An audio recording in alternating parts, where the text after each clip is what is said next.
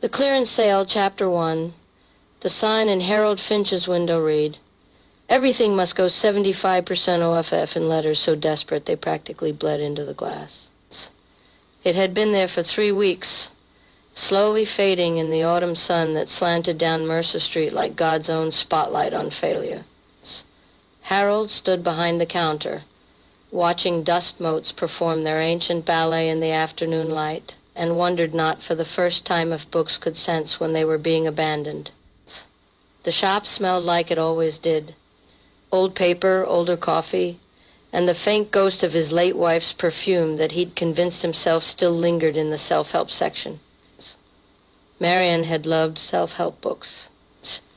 She'd read approximately 473 of them before the aneurysm took her last April, which Harold thought proved something about the universe's sense of humor, though he couldn't quite articulate what.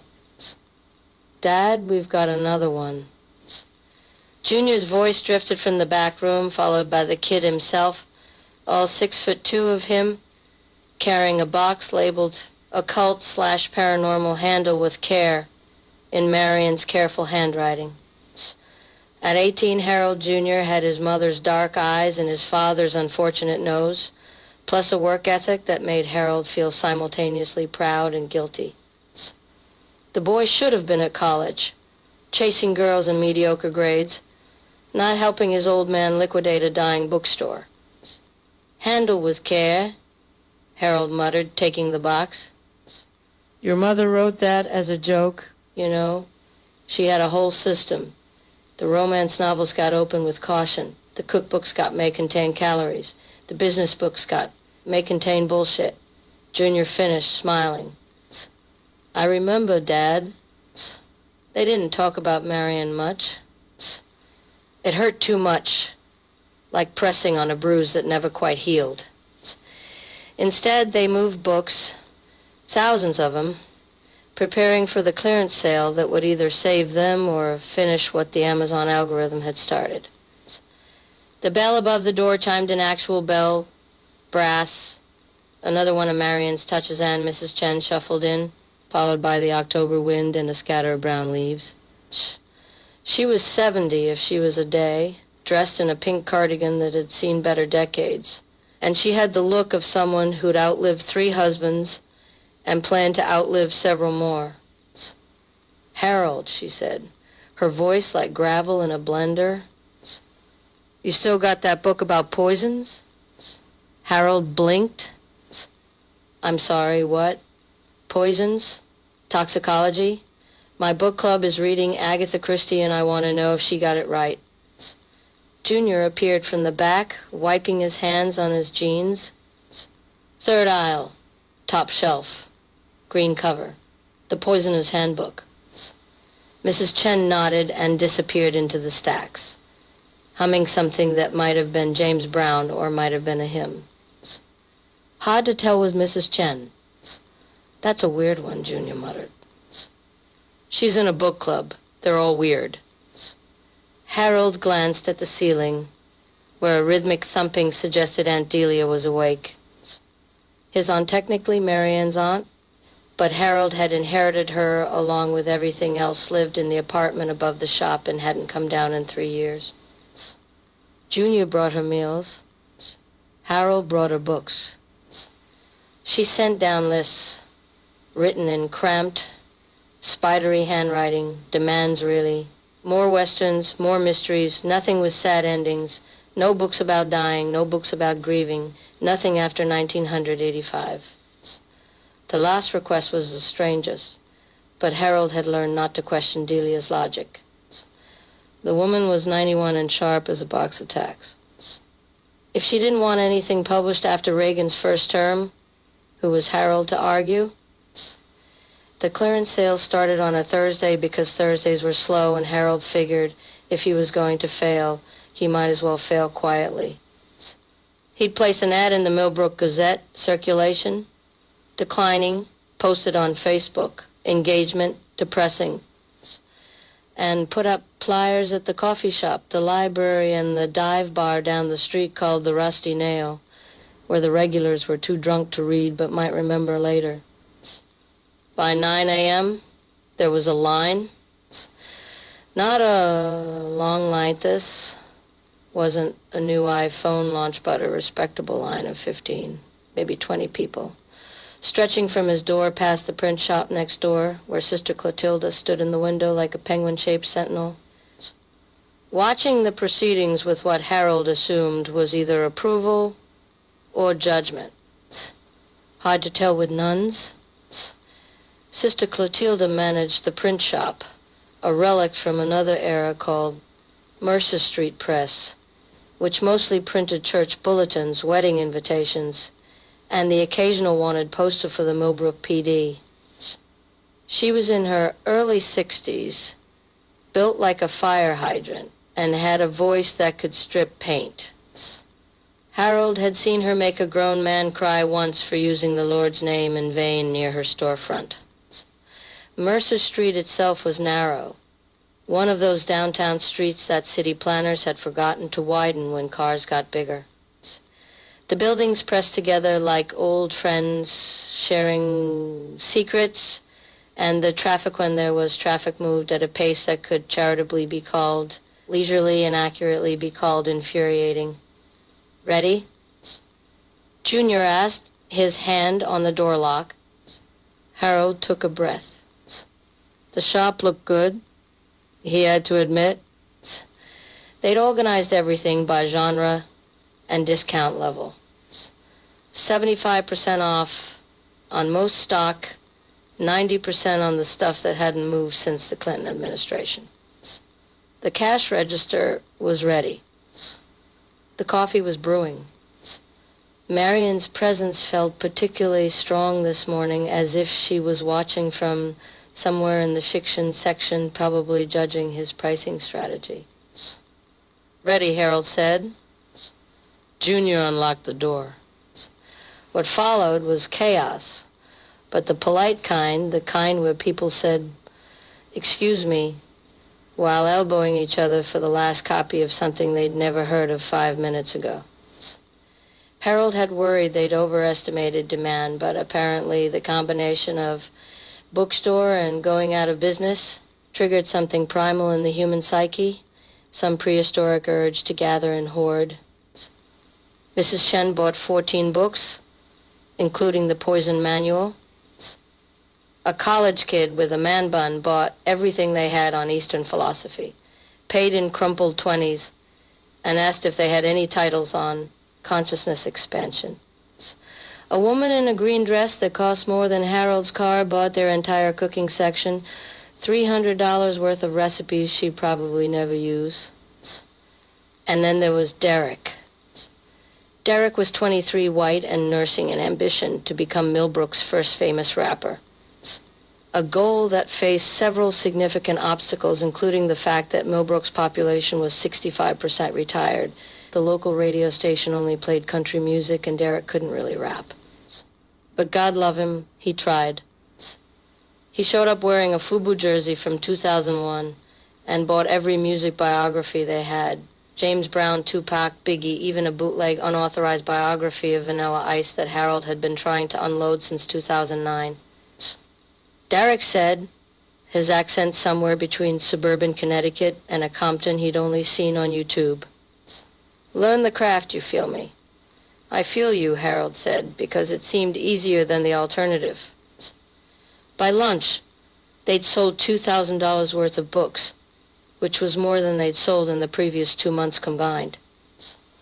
Junior manned the register while Harold restocked, hauling boxes from the back room, his lower back screaming protests that he ignored.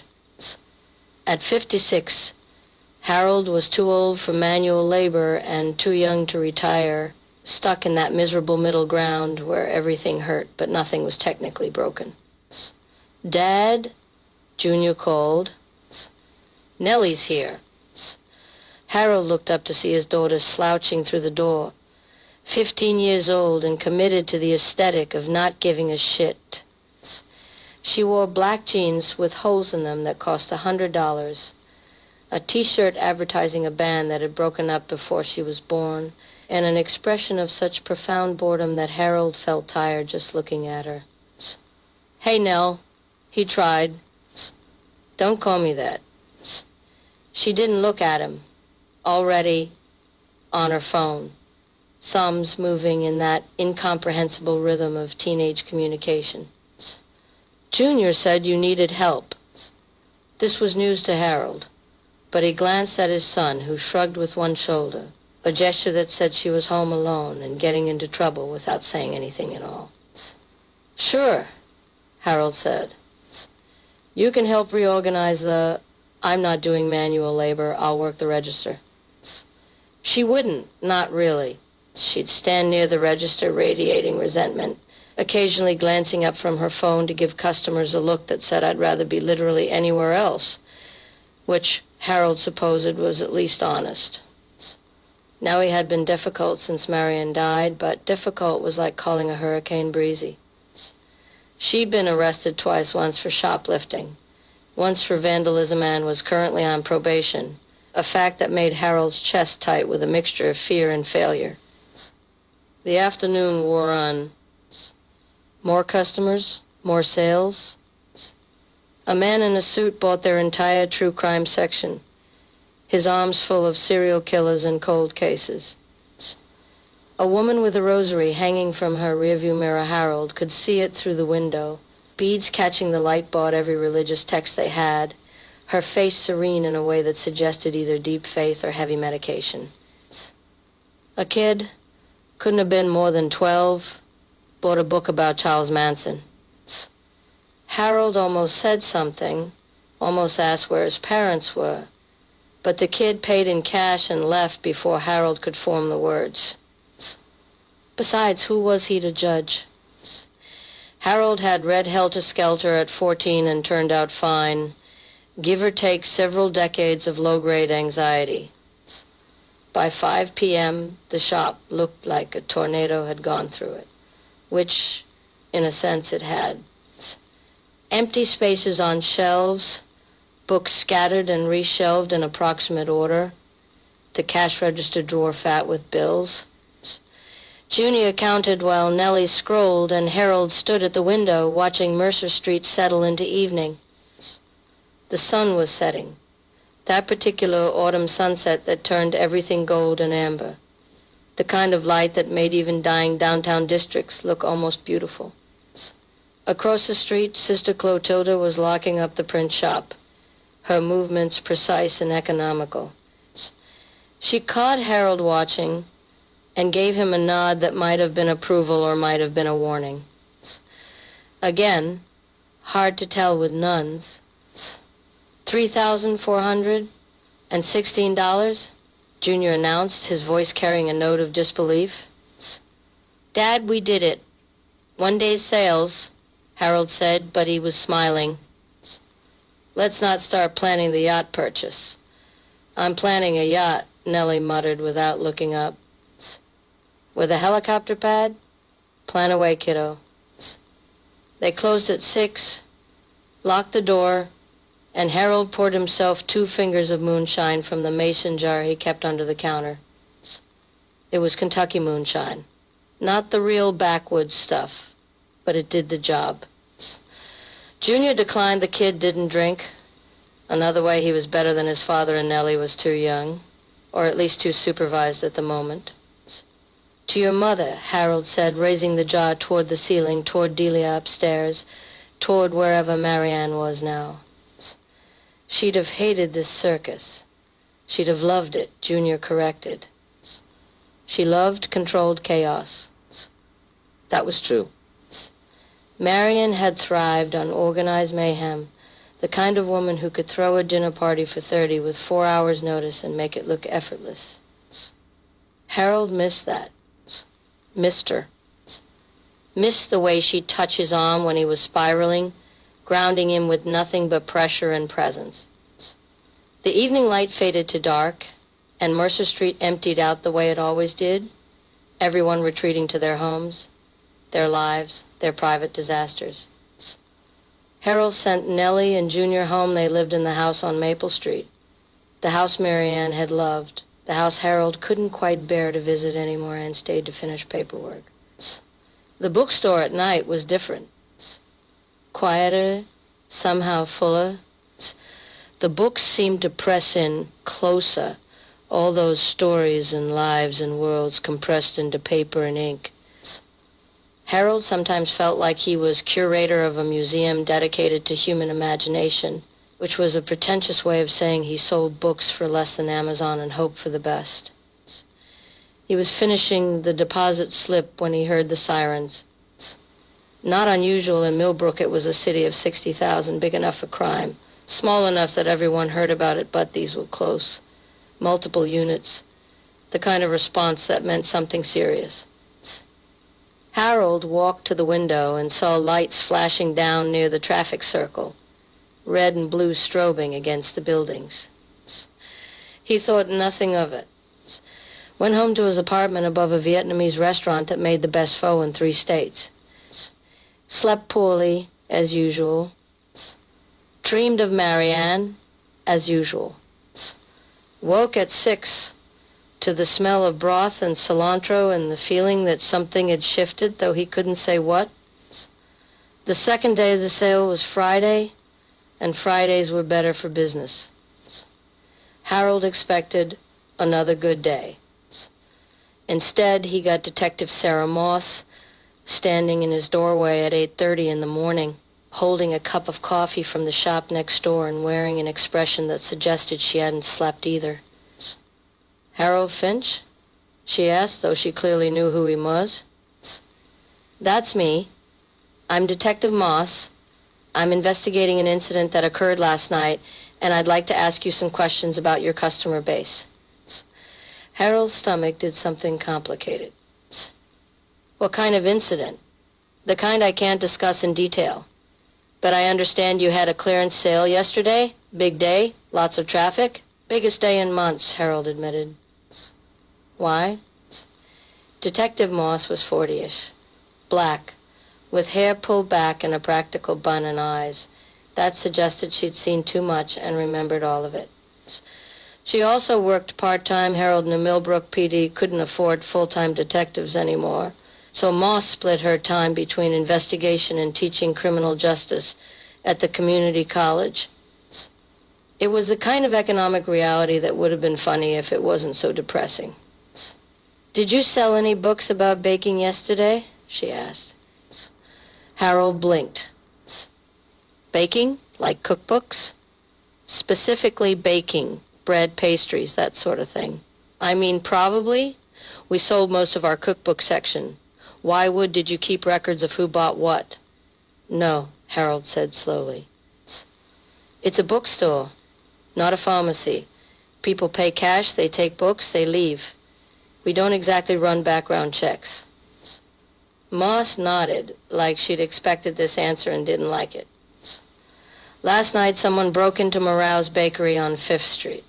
Trashed the place. Destroyed thousands of dollars worth of equipment, dumped flour and sugar everywhere, even destroyed Mrs. Morale's grandmother's recipe book. The weird part? They baked a single loaf of bread, left it on the counter, and wrote chapter 1 in flour on the floor." Harold felt something cold walk down his spine. "That's disturbing. That's one word for it." Moss sipped her coffee. "Could be a coincidence.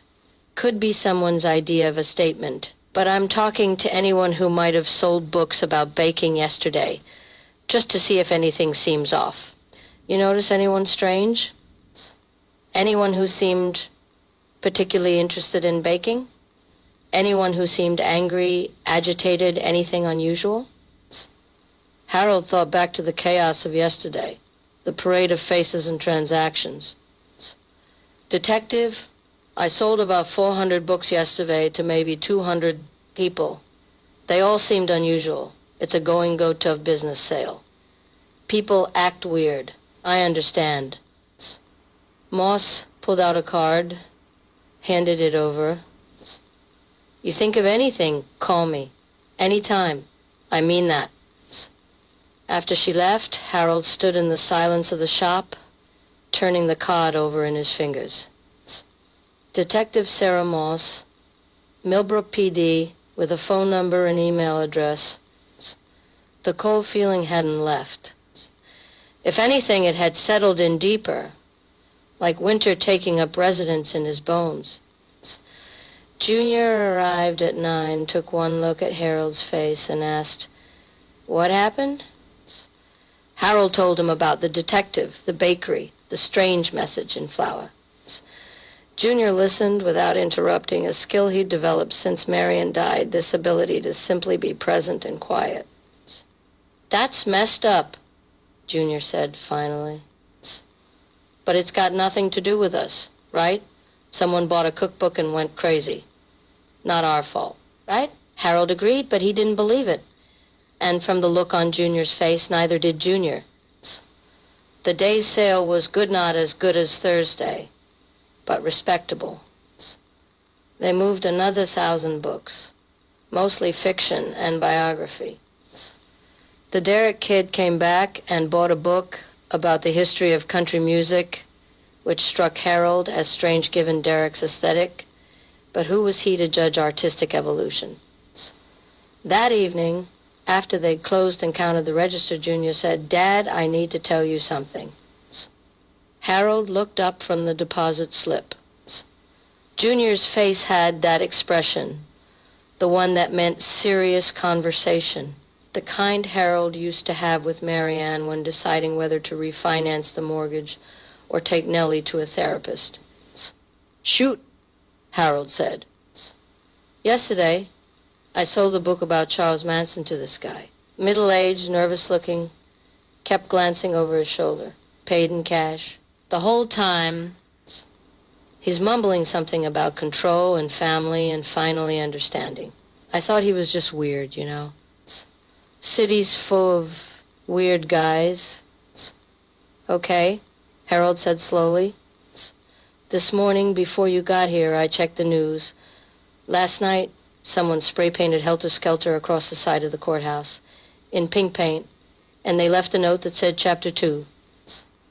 The cold feeling became, "You're saying—" "I'm saying it's weird, Dad. The bakery thing was Chapter 2. The courthouse thing was Chapter 2. Both after our sale. Both connected to books we sold."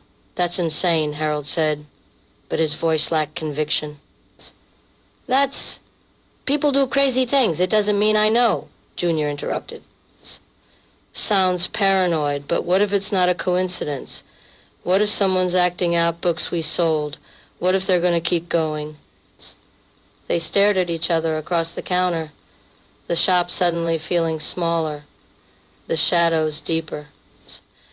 Outside, Mercer Street was settling into night, the streetlights flickering on, Sister Clotilda's print shop dark, the traffic thinning to nothing. "We don't know anything," Harold said finally. "It's speculation. We tell the police we sound like conspiracy theorists. We could ruin innocent people's lives accusing them based on what? Buying books? That's not a crime. So we just wait?" Junior asked. "See if there's a Chapter 3? Harold didn't have an answer. Instead, he locked up, went home, and lay awake in the dark, listening to the sounds of the city breathing around him. Somewhere out there, someone was reading a book they'd bought from his shop. Somewhere out there, someone was planning something. Somewhere out there, Marianne was dead, and Nellie was angry, and Junior was scared, and Harold was failing all of them in ways he couldn't articulate. Saturday brought rain, that cold October rain that promised winter and regret. The sale continued. Everything must go. After all, and the customers came despite the weather, clutching umbrellas and tracking water across the worn wooden floors. Harold sold books on gardening, books on photography, books on World War II and quantum physics and how to train your dog. Each transaction Shelt waited now, pregnant with possibility. Who was he selling to? What would they do with these books? What chapters were being written? Nellie showed up around noon, soaked and furious about something Harold didn't understand and didn't have the energy to investigate. She took a position near the register, a rain-soaked prophet of teenage doom, and managed to insult 3 customers before Harold pulled her aside. What the hell, Nellie? Don't call me that. What the hell, Nellie? You can't treat customers like that. Why not? You're going out of business anyway.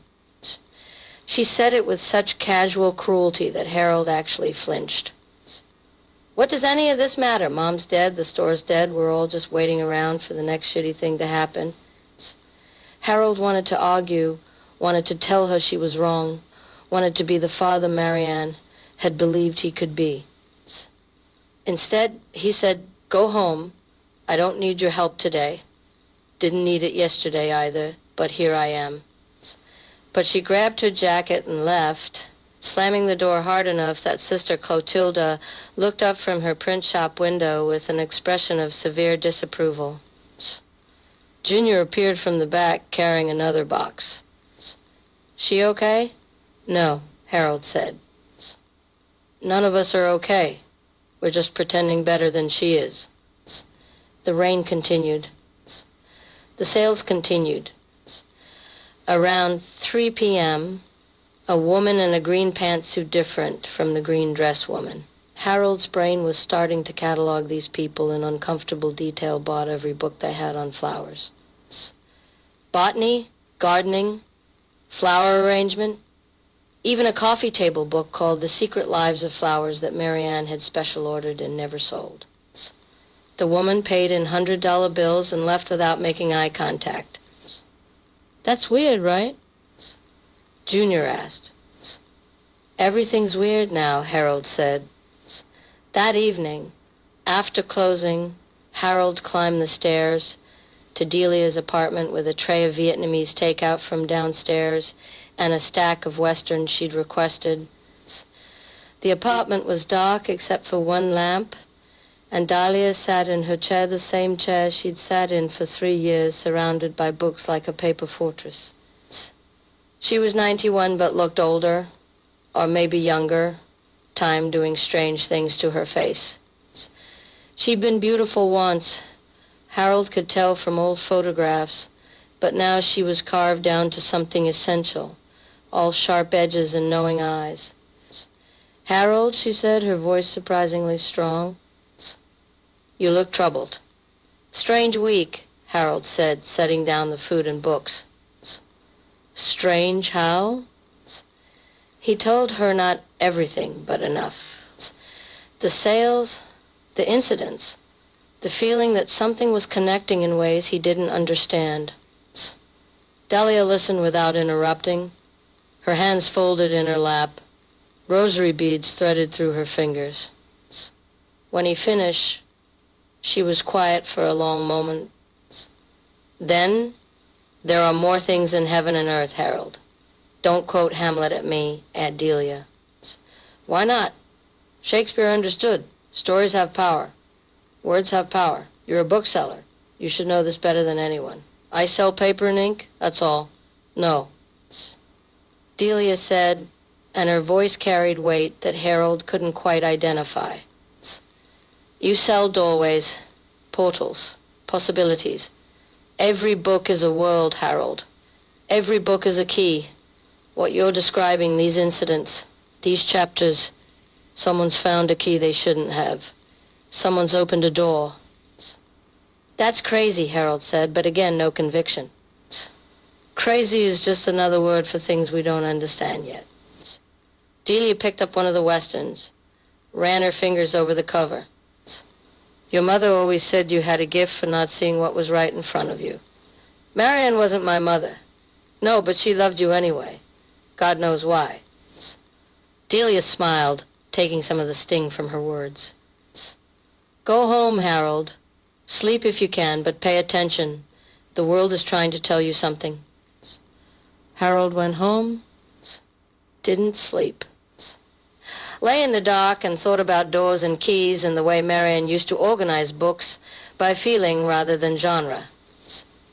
"This one's a Tuesday book," she'd say, or "this one's for people who are afraid of heights," and somehow it always made sense. Sunday morning, Harold woke to his phone ringing. "Detective Moss's number?" "Mr. Finch, I need you to come down to the station." "Why, what happened?" "There's been another incident. Chapter 3. Someone broke into Millbrook Botanical Gardens last night and destroyed the entire rose garden. 2,000 rose bushes shredded. And they left something, a book. One of yours, according to the receipt we found. Harold's mouth went dry. I'll be right there. The police station smelled like bad coffee and institutional despair. That particular odor of bureaucracy seasoned with human misery. Detective Moss met him in the lobby, led him to a conference room where the book lay on the table like evidence of a crime Harold hadn't committed but somehow felt responsible for. The Language of Flowers, a complete guide to botanical symbolism. Marianne had ordered it. Marianne had priced it. Marian's handwriting on the inventory sticker. Do you remember who bought this? Moss asked. Harold looked at the receipt, crisp and thermal-printed and utterly unhelpful. Time stamped from Friday, 3:15 p.m. Cash payment. No name, no record, no way to trace it. A woman, Harold said slowly, the memory surfacing. Green pantsuit, paid in hundreds, bought everything we had on flowers. Can you describe her? Harold tried. White, 40ish, brown hair, medium height, medium build, no distinguishing features. The perfect description of someone completely forgettable, which might have been the point. We have security footage from the gardens, Moss said. Woman matching that description, wearing gloves, carrying garden shears. She spent 3 hours systematically destroying every rose in the garden. 3 hours, Mr. Finch. That's not vandalism, that's devotion. I don't understand, Harold said, though he was starting to. Why would someone do this? What does it mean? That's what I'm trying to figure out. Moss leaned forward, her eyes intense. Mr. Finch, I need you to be honest with me. Is there any reason someone would want to act out books from your store? Any connection between these incidents? Any history I should know about? Harold's mind raced. The truth sat in his throat like a stone, heavy and impossible to swallow. But how could he tell her? How could he explain the thing he and Junior knew, the secret Marian had died protecting? The reason they were selling everything and leaving Millbrook forever. Because the books in Harold's store weren't normal books. They were infected. Not all of them. Most were fine, normal, just stories and information and paper. But some of the ones Marianne had acquired from a dealer in New York, the ones that came with provenance and strange warnings, the ones they'd kept in the back room for special customers, those books had something in them. Some quality, some essence. That didn't just tell stories, but compelled them. Marian had figured it out too late, after she'd sold a book about heart disease to a woman who'd developed every symptom within a week. After she'd sold a book about mountain climbing to a man who'd driven his car off Mount Greylock. After she'd realized that certain books handled by certain people at certain times didn't just convey information but infected the reader with whatever they contained. She'd been trying to track them all down, trying to buy them back, when the aneurysm killed her. Sudden, violent, 3 days after she'd reread a medical text about brain hemorrhages. And now Harold was selling everything, trying to clear the store before anyone else got hurt, trying to disperse the infected books into the great anonymous stream of American commerce where they'd be just books again, just paper, just harmless. Except it wasn't working. Somehow, the books were finding people, or people were finding the books. And those people were acting out what they read, not because they chose to, but because the books chose them, infected them, compelled them into becoming characters in stories that hadn't ended. Mr. Finch? Moss's voice cut through his spiral. Are you all right? I'm fine, Harold lied. Just thinking. No, detective, I don't know why this is happening. I sell books. People buy them. What they do after is their business. Except it's becoming police business. I understand that. I do. But I don't have answers for you. Moss studied him for a long moment, and Harold had the uncomfortable feeling of being read, of being understood in ways he didn't want to be understood. But finally, she nodded. Okay. But Mr. Finch, if you think of anything at all, you call me, day or night, 'cause whoever's doing this, they're not done. They're writing chapters. Stories have endings, and I'd like to reach the ending before anyone gets seriously hurt. Harold left the station feeling like he'd swallowed broken glass. The rain had stopped, leaving Millbrook washed clean and somehow dirtier, the kind of paradox only October could achieve. He walked back to the shop instead of driving, needing the air, needing the movement, needing to not be trapped in his head with his thoughts. Mercer Street on a Sunday morning was quiet, almost ecclesiastical. The storefronts were closed except for a deli that catered to the after-church crowd. Sister Clotilda's print shop was dark, but Harold saw a movement behind the window, a shadow that suggested she was there, watching. Always watching. He let himself into the shop and stood in the silence, surrounded by books that might or might not be weapons, depending on who read them and when. The rational part of his brain, part that had paid taxes and mowed lawns and raised children, insisted this was insane. Books were books. Paper was paper. What Marian had believed, what Harold feared, it was grief talking, coincidence talking, the human need to find patterns in chaos. But the other pot that had loved a woman who organized books by feeling, that pot knew better. Dad? Harold turned. Junior stood in the doorway, still in his jacket, holding 2 coffees from the place next door. Thought you might be here, Junior said. Thought you might need this. They sat on the counter drinking coffee, not talking for a while. Outside, Mercer Street slowly came to life. A car with T-tops cruised past the '79 Caprice Classic in mint condition, the kind of car people restored when they had more time than sense. A group of kids went by on bikes, one of them bouncing a basketball with that particular rhythm that defined American childhood. Somewhere, a dog barked. Somewhere, church bells rang. Somewhere, someone was reading a book that would change their life in ways they couldn't predict or prevent. She knew, Harold said finally. Mom knew what was happening. That's why she was trying to close the store. That's why she wanted us to burn everything and start over. I know, Junior said quietly. We should have listened. We're listening now. It's too late now. We've already sold.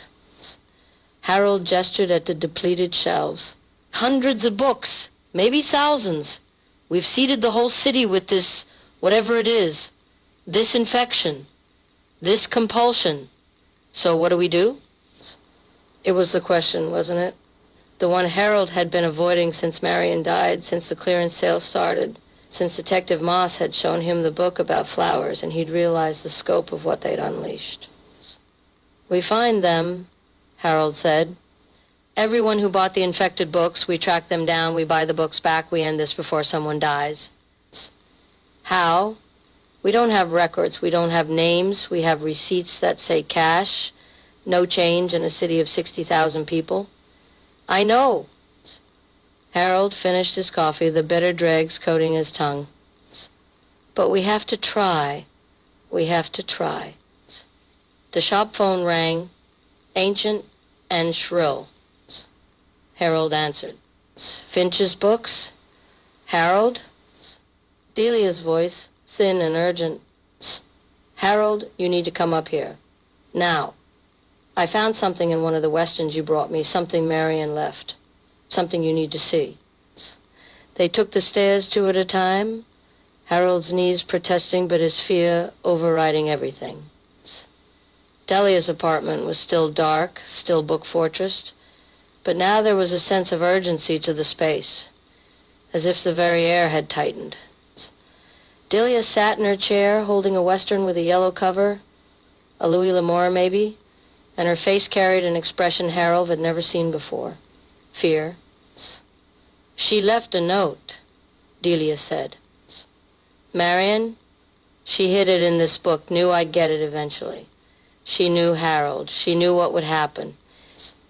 She handed over a piece of paper, folded and refolded, Marion's handwriting instantly recognizable. Harold, if you're reading this, I'm gone. The books killed me just like they killed the others. Don't blame yourself. You couldn't have known. But you need to finish what I started. The infected books all came from one source. A dealer in New York named Solomon Tesla. He's been selling cursed texts for 40 years, spreading them through independent bookstores like ours. Every book he sold carries a piece of whatever darkness he serves. You need to find him. You need to stop. This at the source. The list is hidden where only you would look. Trust Junior. Protect Nellie. And Harold, I love you. I always loved you. Even now. Especially now. M. Harold, read it 3 times. Junior read it over his shoulder. Outside, the city continued its oblivious Sunday. People going to brunch and buying newspapers and living lives unaware that books could kill, that stories could infect. That reality was thinner than they believed. Where would she hide a list? Junior asked. Where only you would look. Harold thought. Marion's office? No, too obvious. Their bedroom? Possible, but Harold hadn't been there since she died. The garden? The attic.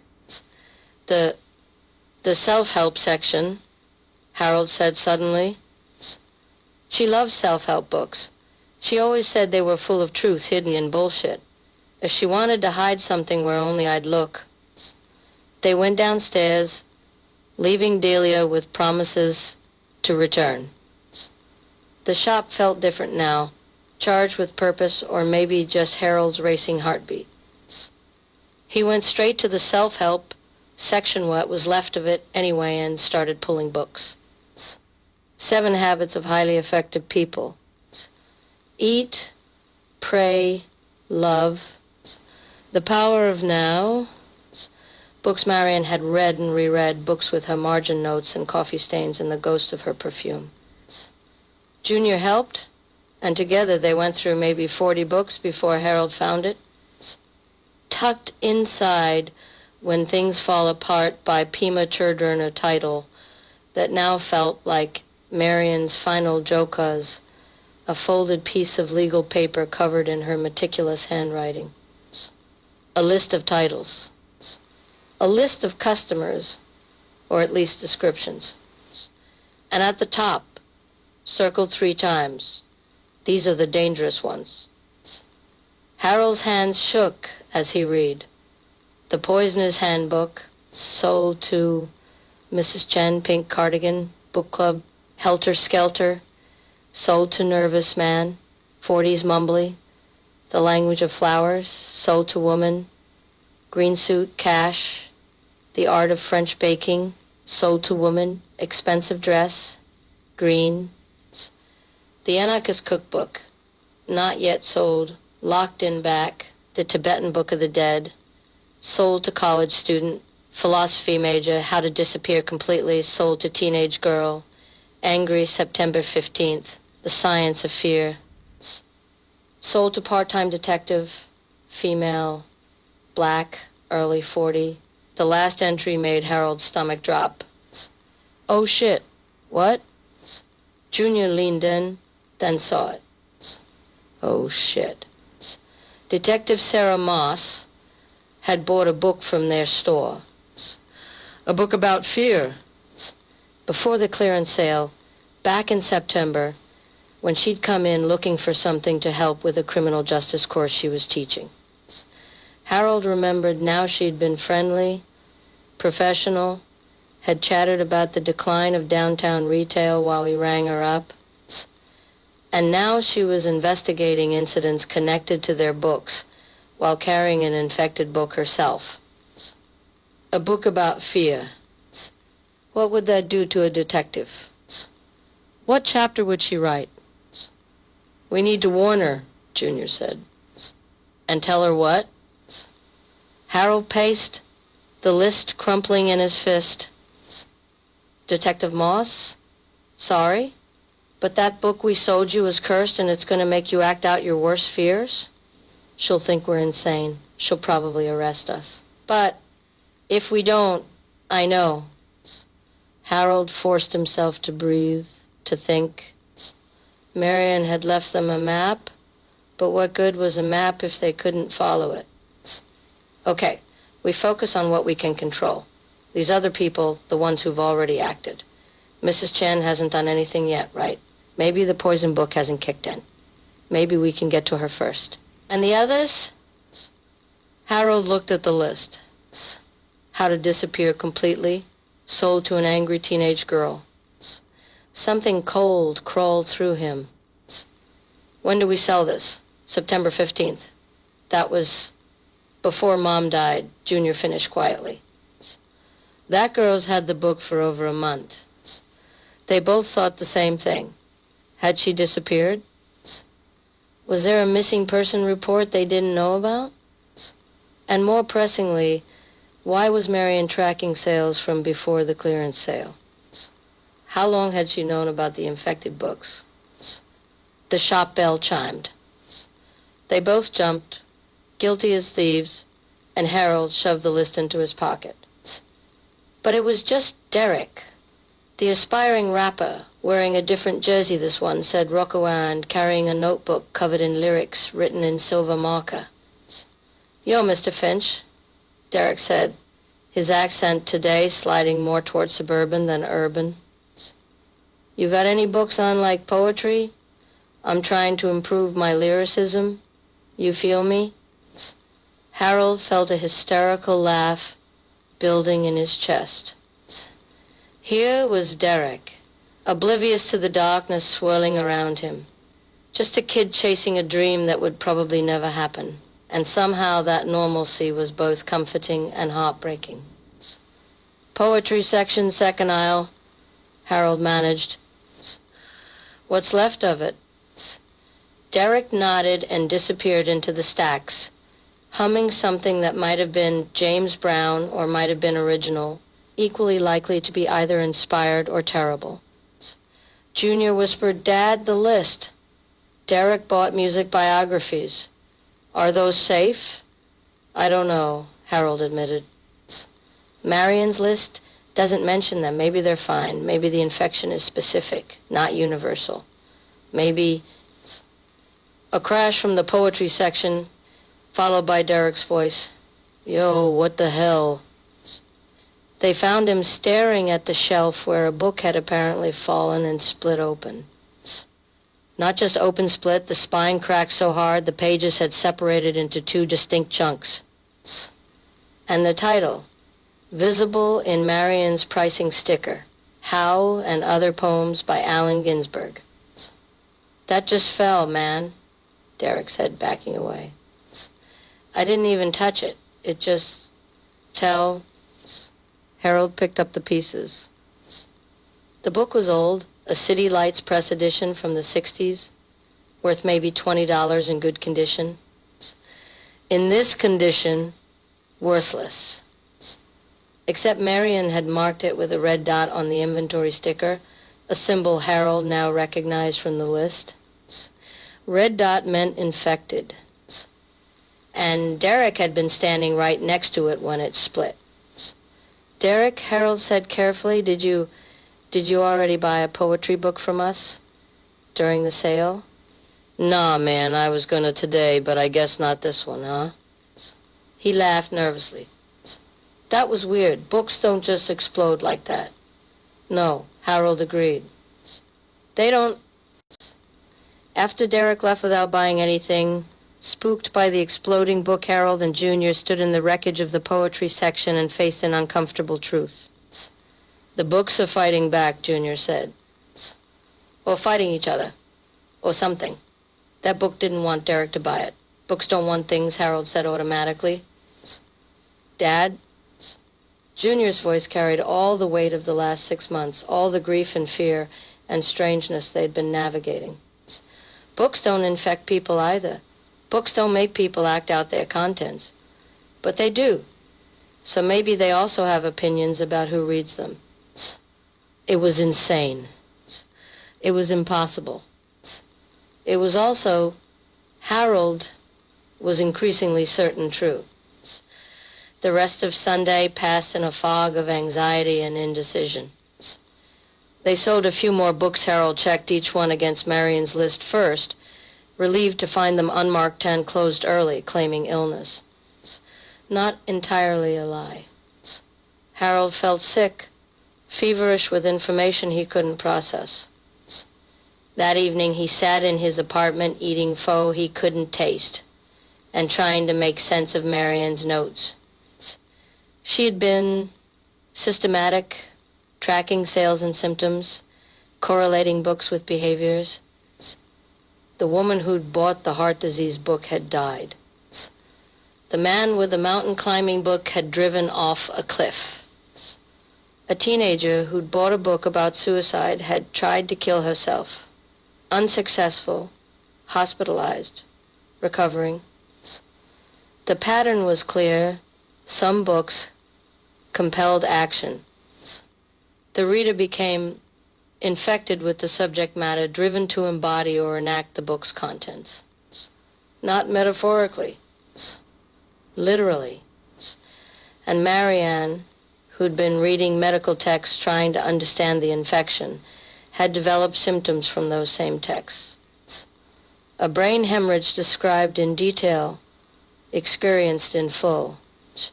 She'd killed herself by trying to save others, poisoned by knowledge itself. Harold's phone buzzed. Dad, turn on the news. Channel 7. Now. Harold fumbled for the remote, found Channel 7, and felt his blood ice over.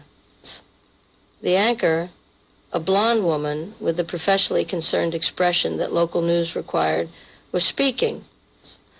Breaking news from Millbrook Community Hospital, where an unidentified woman has been admitted after ingesting an unknown substance. Police are investigating whether this is connected to the recent string of unusual incidents plaguing our city. The woman, described as elderly and wearing a pink cardigan, is currently in critical condition. Mrs. Chen. The Poisoner's Handbook. Chapter 4. Harold called Junior back. We're too late. No. Junior's voice was firm. We're not too late. We know where she is. We can talk to her, find out what happened, maybe get the book back. Junior, she poisoned herself. She's critical. She might die. Then we need to figure out why before someone else does. A pause. Dad, I'm scared. But we can't just sit here. Mom wouldn't have sat here. Marion wouldn't have.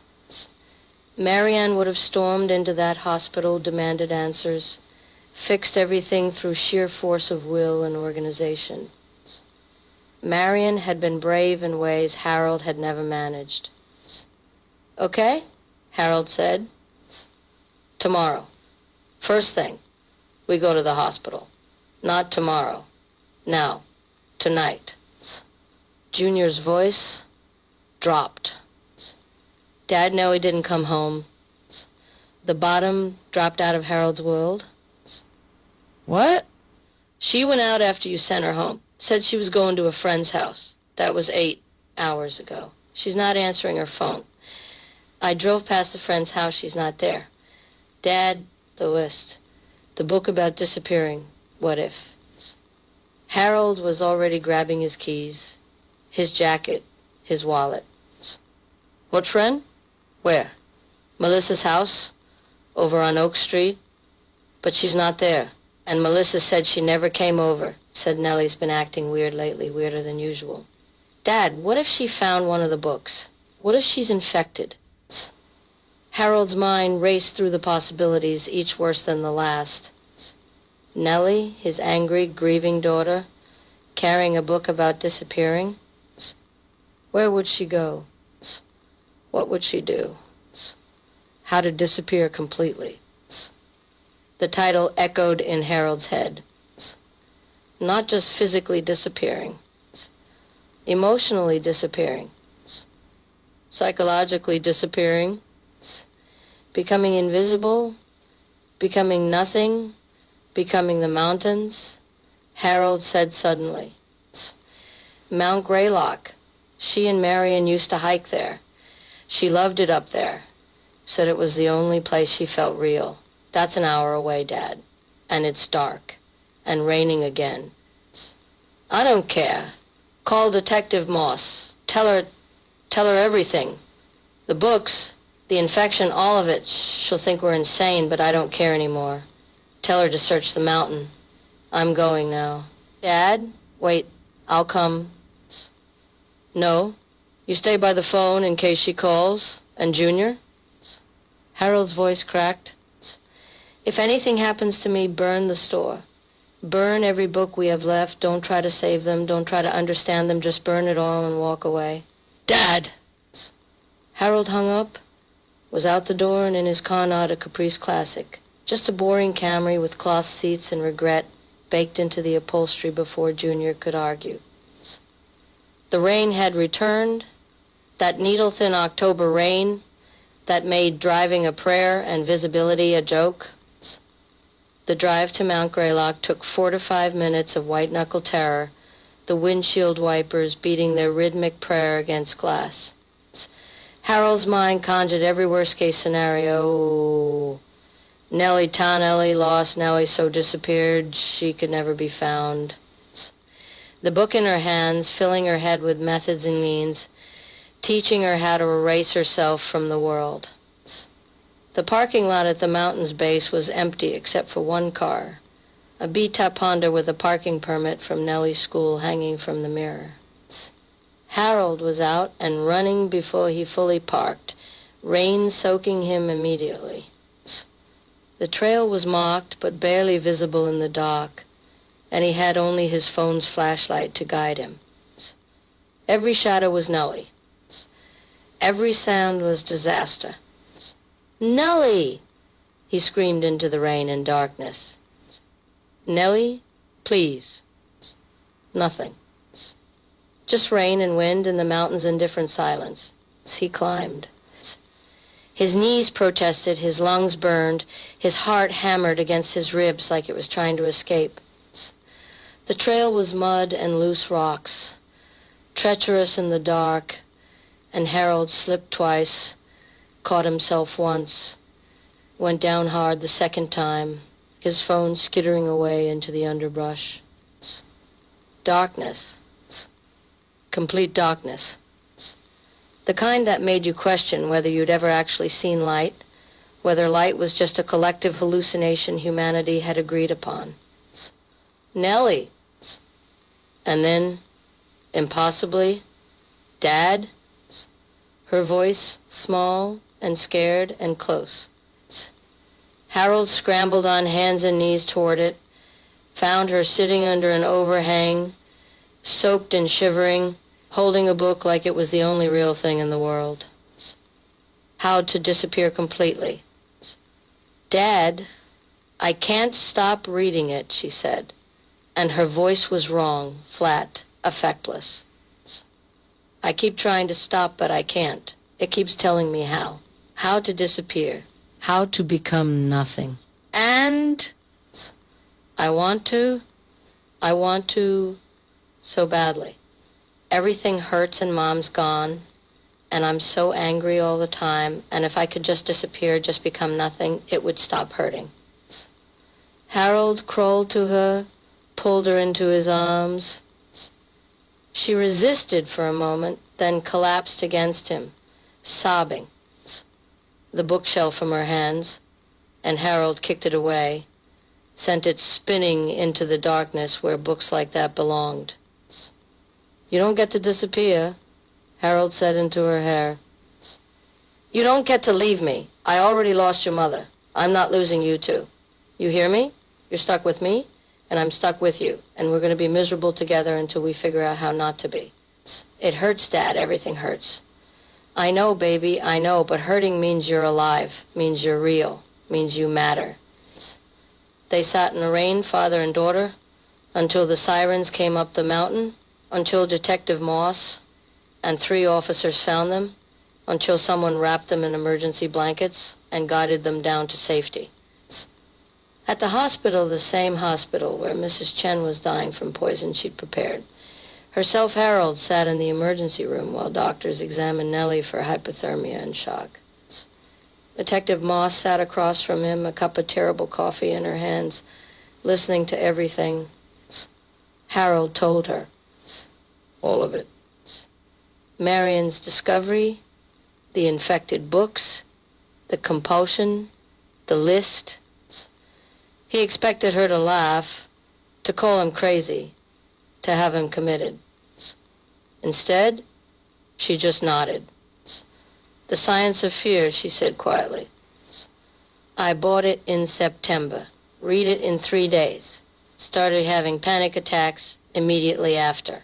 I've never had panic attacks in my life, Mr. Finch. But suddenly I'm afraid of everything. Afraid of heights, crowds, the dark, failure, success, everything. My therapist thinks it's job stress.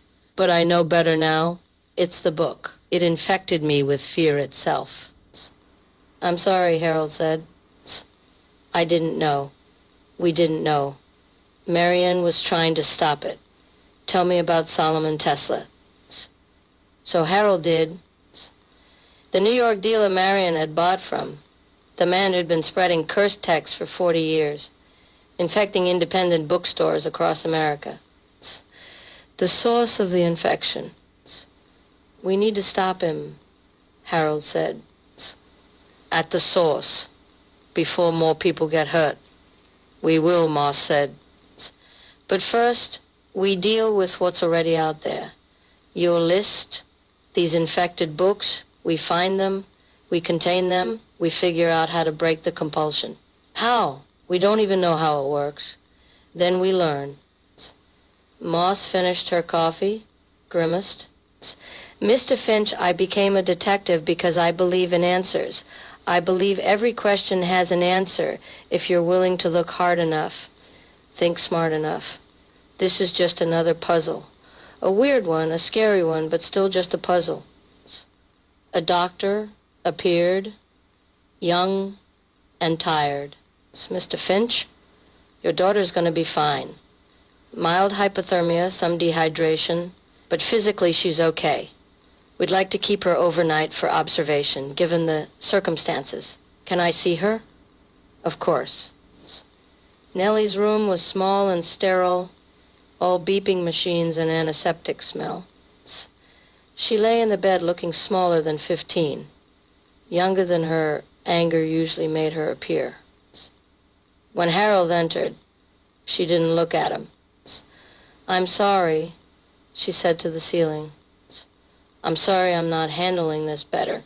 Mom would have handled it better." "Your mom would have handled it differently," Harold corrected, pulling a chair to her bedside. "Not better, just differently. Nellie, I need you to understand something. You're not required to handle your grief in any particular way. There's no wrong way to miss someone, to hurt, to be angry."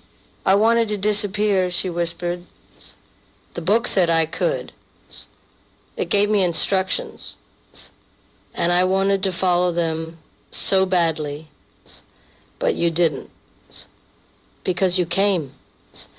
She finally looked at him, tears streaming. "'Cause you always come, even when I'm terrible. Even when I push you away, you keep coming." "That's what parents do," Harold said. We keep showing up, even when it's hard, especially when it's hard. She reached for his hand, and he took it, and they sat like that until she fell asleep, her fingers holding his like he was the anchor keeping her from drifting away.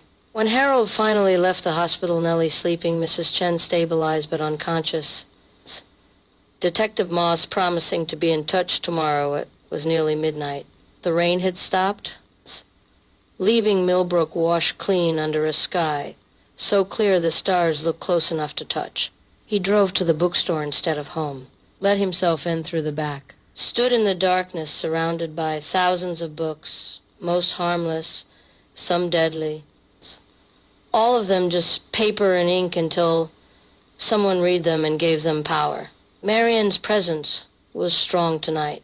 He could almost see her in the self-help section, almost hear her humming James Brown while she organized by feeling rather than alphabet. I Feel Good, that was her favorite. She'd sing it while pricing books, her voice off CA but enthusiastic. I don't know how to do this without you, Harold said to the darkness. I don't know how to save them. Save us. Save any of this. The darkness predictably didn't answer, but the books seemed to shift in the shadows, settling into some new configuration that Harold couldn't quite parse. And maybe it was exhaustion, maybe it was grief, maybe it was grief, maybe it was just human pattern recognition gone haywire. But Harold could have sworn he felt Marian's hand on his shoulder, her voice in his ear. You already know, Harold. You've always known. Stop the source. Burn what's left. Set us all free. His phone buzzed. Junior. Dad, where are you? Are you okay? Is Nellie okay? Harold typed back. Both okay. At the shop. Come here. We have work to do. Now? It's midnight. Now? Before I lose my nerve. Junior arrived 20 minutes later, still in his pajama pants, looking scared and determined in equal measure. Together, father and son, they stood in the bookstore that had been their family's life for 30 years. We're going to burn it, Harold said. All of it. Everything Marianne marked with a red dot. Everything on her list. Everything that might be infected. We burn it tonight, and then we go to New York, and we find Solomon Tesla, and we end this. What about the store?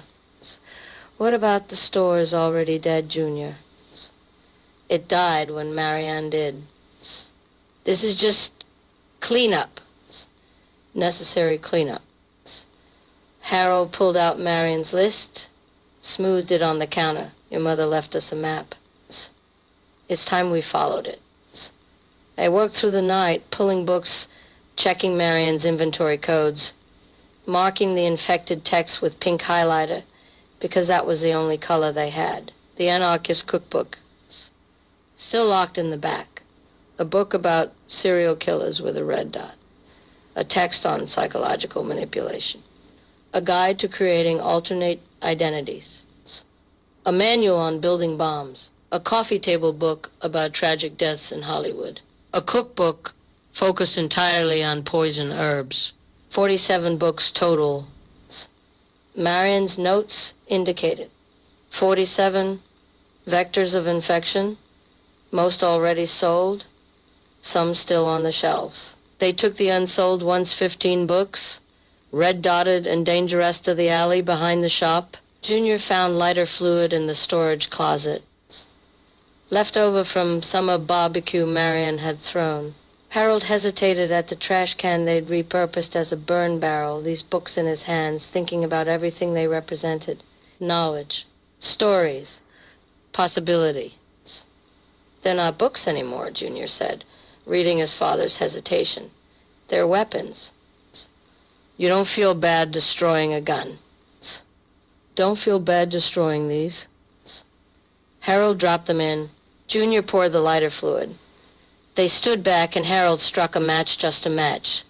Such a small thing, and dropped it. The books caught immediately, flames leaping up into the October night, pages curling and blackening and transforming from words into smoke. Harold watched his family's life burn and felt, surprisingly, relief. Sometimes the only way forward was to burn down what came before. "What about the others?" Junior asked. "The ones we already sold? We hunt them down?" Harold said, "One by one. We buy them back, we destroy them, we break the chain. And then we go to the source." They watched the fire until it died to embers, until the books were nothing but ash and memory. Then they locked up the shop, went home, and tried to sleep in beds that felt too big and lives that felt too small. Tomorrow, Harold thought, tomorrow they'd start hunting. Tomorrow they'd become detectives themselves, tracking infected books through the city like disease vectors. Tomorrow they'd figure out how to break a compulsion they didn't understand, stop an infection they couldn't cure, save people who didn't know they needed saving. But tonight, just for tonight, Harold let himself grieve. For Marian, who had died trying to protect others. For the bookstore that had been their life. For the innocent days before he knew that books could kill, that stories could infect. That reality was thinner and stranger than anyone admitted. He fell asleep to the smell of smoke in his clothes and dreamed of Marian organizing books in heaven, red-dotting the dangerous ones, keeping God's library safe from infection. In the dream, she turned to him and smiled and said, "You're doing fine, Harold. Better than fine. You're doing what needs to be done." He woke to his phone ringing. Detective Moss, her voice urgent. "Mr. Finch, we have a problem." Mrs. Chen woke up an hour ago. She's talking. "And Mr. Finch?" Moss paused. "She says she's not done. She says the book requires 5 more chapters. She's asking for her coat and car keys and saying she has work to do. We've got her on a psychiatric hold, but Mr. Finch, I'm worried. If the infection is this strong, if it can override survival instinct, prison walls..." She trailed off. "We need to move faster. We need to stop this now." Harold sat up, looked at the clock. 6 a.m., the sun not yet up, the city still sleeping. Somewhere out there, Solomon Tesler was probably eating breakfast, reading the paper, living his life unaware that Harold Finch was coming for him, unaware that the books had finally found someone willing to fight back. "I'm on my way," Harold said. "And detective, call Junior. Tell him to meet us at the station.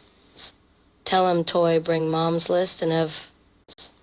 Against a man who's been poisoning America one independent bookstore at a time. He hung up, dressed in yesterday's clothes, grabbed his keys, and paused at the door. The apartment was quiet, just him and the smell of pho from downstairs and the weight of everything that came next.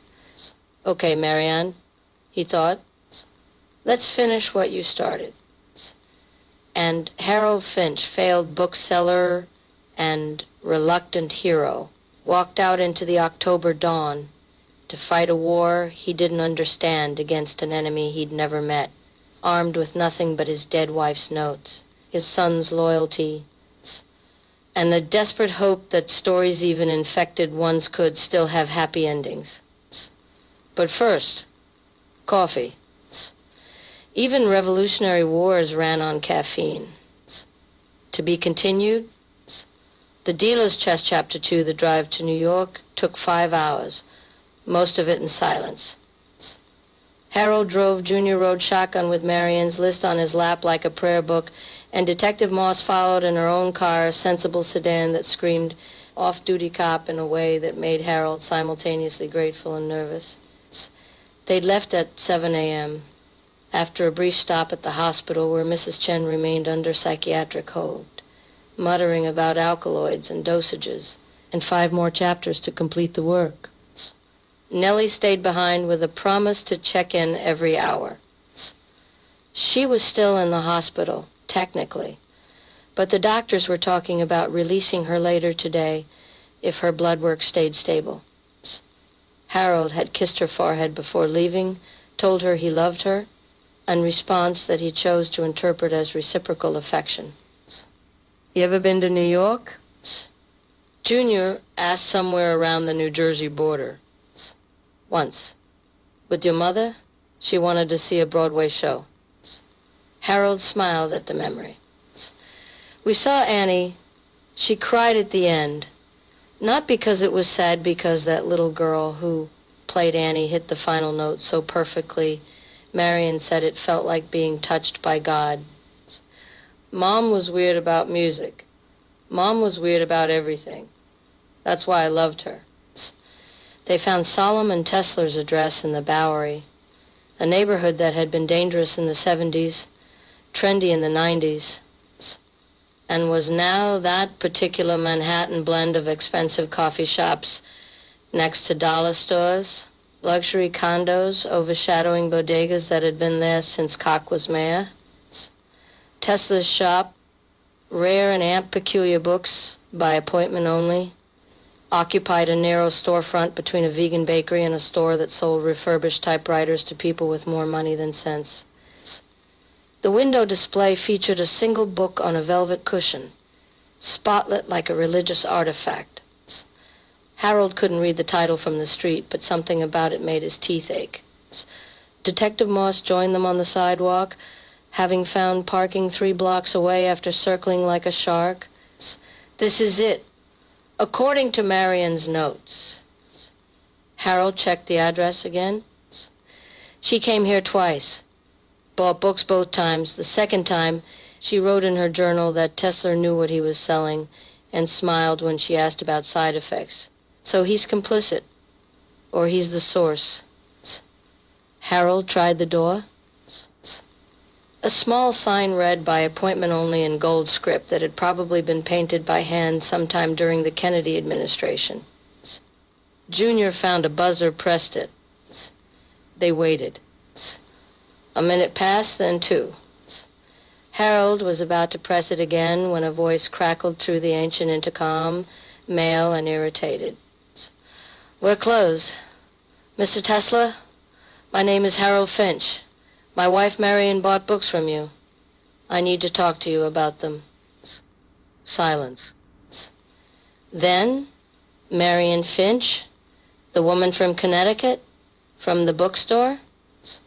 Another pause. Longer. She's dead, isn't she? I can tell by your voice you've got that sound. The bereaved husband sound. I know it well. Harold's throat tightened. Yes. She died 7 months ago? The books? Yes. Come back tomorrow. I don't do walk-ins. Mr. Tesler, please. People are dying. People are being infected by books you sold. My daughter almost... His voice cracked. Please. We drove 5 hours. Just give us 10 minutes. The silence stretched so long Harold thought Tesler had hung up. Then the intercom crackled again. You brought cops? Detective Moss stepped forward. I'm Detective Sarah Moss, Millbrook PD. I'm investigating a series of incidents that appear connected to books purchased from this establishment. I'm here in an unofficial capacity, Mr. Tesler. No warrant, no recording, just questions. Cops lie. Yes, we do. But not today. Today I'm just trying to stop people from getting hurt. Another eternity of silence. Then the door buzzed and Tesla's voice, resigned. 3rd floor, elevator's broken. And don't touch anything. I'll know if you touch anything. The stairs were narrow and dark, the kind that made you question fire codes and wonder about the last time an inspector had bothered to show up. The walls were lined with framed illustrations from old books. Medieval woodcuts, Victorian engravings, modern book covers that looked wrong somehow, like the perspective was off or the colors existed at frequencies human eyes shouldn't quite perceive. The third floor was a single room that took up the entire level, crammed floor to ceiling with books. Not organized, not curated, crammed. Books in stacks, books in boxes, books balanced precariously on furniture that looked expensive once and decrepit now. A massive desk dominated the center, carved from some dark wood and covered in papers, invoices, and what appeared to be colored pencils scattered like a child's toys. Solomon Tesla sat behind the desk in a wheelchair, ancient and sharp-eyed and thoroughly unimpressed with his visitors. He was perhaps 80, perhaps 100, age, having done something complicated to his face that made it hard to estimate. He wore a cardigan that had been good wool once and was now mostly holes, and he held a cigarette that wasn't lit couldn't be lit, given no smoking signs everywhere but which he gestured with like it was. "Marion Finch," he said, looking at Harold. She had good taste. Terrible judgment, but good taste. Sit. Not there, that chair's older than God and twice as rickety. There. Yes. They arranged themselves on various pieces of furniture that felt like museum pieces, except museums would have treated them better. Junior perched on what might have been a Chippendale chair, or might have been a very good knockoff. Moss stood, cop instincts keeping her mobile and alert. "You know what you're selling?" Harold said. No preamble, no politeness. "You know these books are infected, cursed, whatever they are, cursed." Tesla smiled without humor. "Such a medieval word. I prefer charged. These books are charged. With what? Intention, mostly.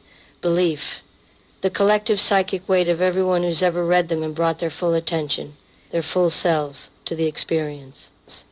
He gestured with his unlit cigarette. "Most books, people read them halfway. They're thinking about dinner, about work, about the fight with their spouse. The words go in, but they don't stick. They don't change anything. But some books, certain books, people read them completely. They surrender to them. And those books, they remember, they absorb. They become containers for something more than just words." "That's insane," Moss said. "Yes. Doesn't make it less true." Tesla fixed her with eyes that had seen too much. "You bought something from me too, didn't you? Recently? You've got the look, the fiance of fear, phobias and their origins?" Moss's face went carefully blank. "How did you—" "Because I remember everyone who buys that particular book. It's a popular one. People buy it thinking they'll overcome their fears, master them. Instead, it masters them, infects them, makes them afraid of everything, even especially the things they were never afraid of before." He took a drag from his unlit cigarette, the gesture so automatic Harold wondered if Tesla even realized he was doing it. "You're afraid right now, afraid of me, afraid of this place, afraid you're going crazy. But you're not, you're just infected. Is there a cure?" Harold demanded. "Can you fix this? Reverse it? A cure?" Tesla laughed, bitter and sharp. "You think this is a disease? You think you can take a pill, do some therapy, make it go away?" He wheeled himself forward, the chair squeaking ominously. "These books are mirrors, Mr. Finch. They reflect what's already inside people. They don't create the poison, the violence, the fear. They just amplify it, give it form and direction." Your wife understood this. That's why she came back the second time. She wanted to know how to contain them, how to keep them from spreading. And? Junior's voice, quiet but urgent. What did you tell her? I told her the truth. There is no containing them. Once they're out, they're out. The infection spreads through reading, through proximity, through simply being in the same room with them long enough. The only solution is destruction. Complete, total destruction. Fire works best. Holy fire if you can arrange it, though regular fire will do in a pinch. We burned 15 of them last night, Harold said, in a trash can behind my store. Good. A start. Tesla wheeled back to his desk, began rummaging through papers with surprising dexterity for someone so old. But there are others, yes? Your wife bought 47 infected texts from me over the course of 3 years. She thought she could study them, understand them, maybe help people by carefully matching troubled souls with books that might heal them. Noble. Stupid, but noble. She was trying to help people, Harold said, anger flaring.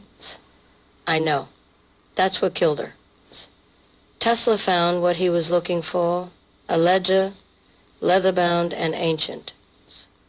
Your wife was special, Mr. Finch. She could feel the book's charge, sense which ones were infected. Most people can't. Most people buy a cursed book and think they're just unlucky or crazy when things go wrong. But Marian, she knew.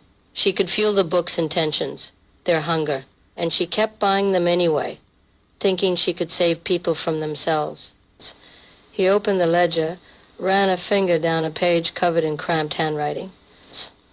47 books sold to Marianne Finch. 32 sold during your recent clearance event based on reports I've been monitoring. He looked up, and his eyes were suddenly soft, almost kind. You've created a crisis, Mr. Finch, a psychic epidemic. Every infected book you sold is now out there, seeking its proper reader, compelling action.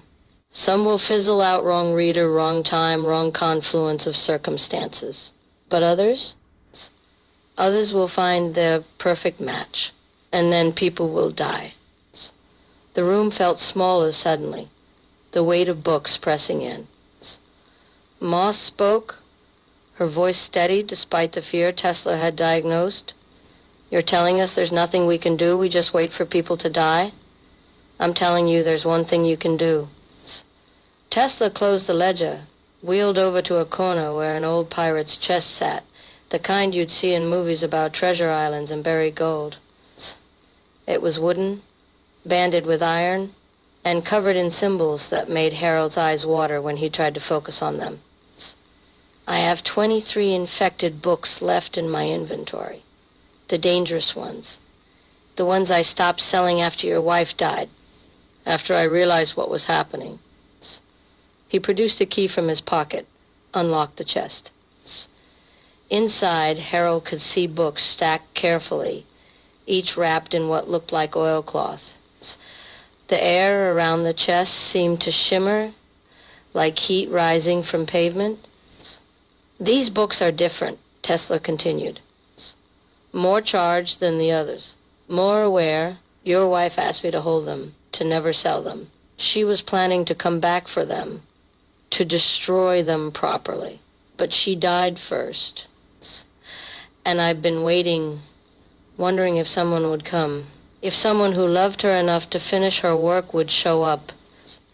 He looked at Harold, and the old man's face cracked open with something that might have been grief or might have been relief.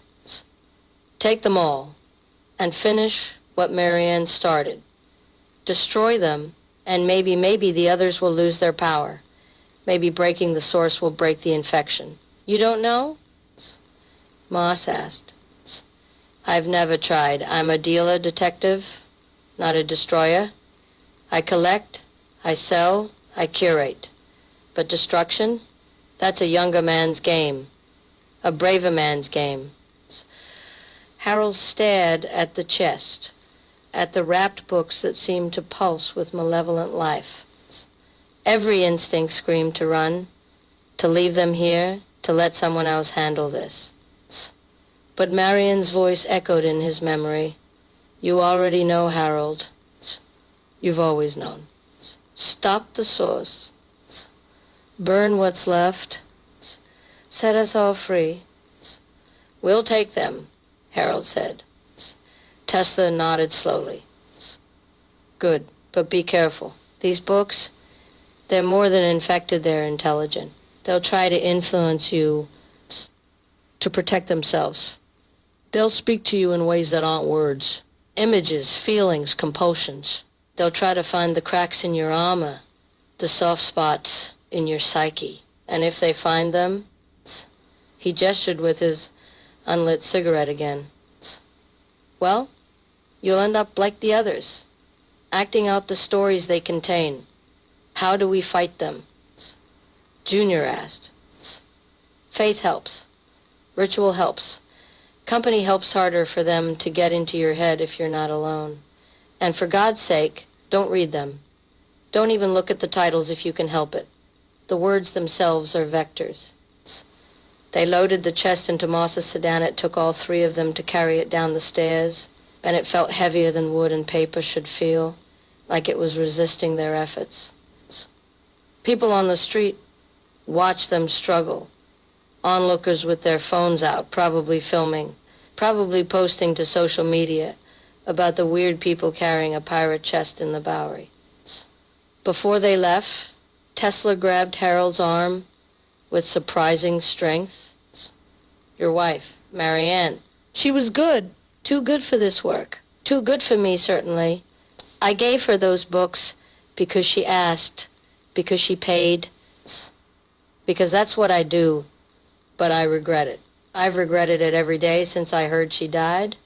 So you finish this, Harold Finch. You burn every infected book. You break the chain. And you save your daughter. You save your son. You save yourself. That's the only way Marion's death means something. Harold nodded, unable to speak around the grief lodged in his throat. The drive back to Millbrook was longer, heavier. The chest sat in Moss's trunk, and Harold swore he could feel it even from his car, could sense those wrapped books reaching out with invisible tendrils, seeking minds to infect, souls to corrupt. They arrived back at the bookstore just after dark, the October night cold and clear, stars visible above Mercer Street in defiance of the usual light pollution.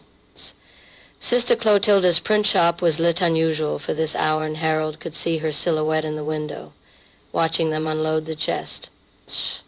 She came out as they struggled with it, her penguin frame backlit by street lamps, rosary beads clicking in her hands. Harold Finch, she said, her voice carrying that particular non-authority that made grown men stand straighter. What in God's name are you bringing into this neighborhood? Books, sister, Harold said, straining under the weight. Those aren't books. Those are abominations. She crossed herself, rapid and precise. I can feel them from here. They're wrong, Harold. They're against nature, against God. You need to get them blessed. You need to get them exercised. We need to get them inside. Moss interrupted, cop practicality overriding religious fervor. Ma'am, with respect, we're kind of on a timeline here. Sister Clotilda's eyes narrowed, but she stepped aside. I'll be praying for you, all of you, and Harold. When this goes wrongin', it will go wrong. You come to me. You understand? You come to the church, and we'll fix it. We'll fix it with faith and prayer and whatever the Holy Spirit provides.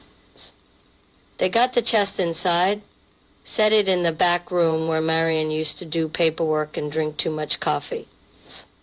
The room felt different now, charged with the same energy that surrounded Tesler's shop. The books in the chest seemed to hum, a frequency just below hearing, but definitely felt.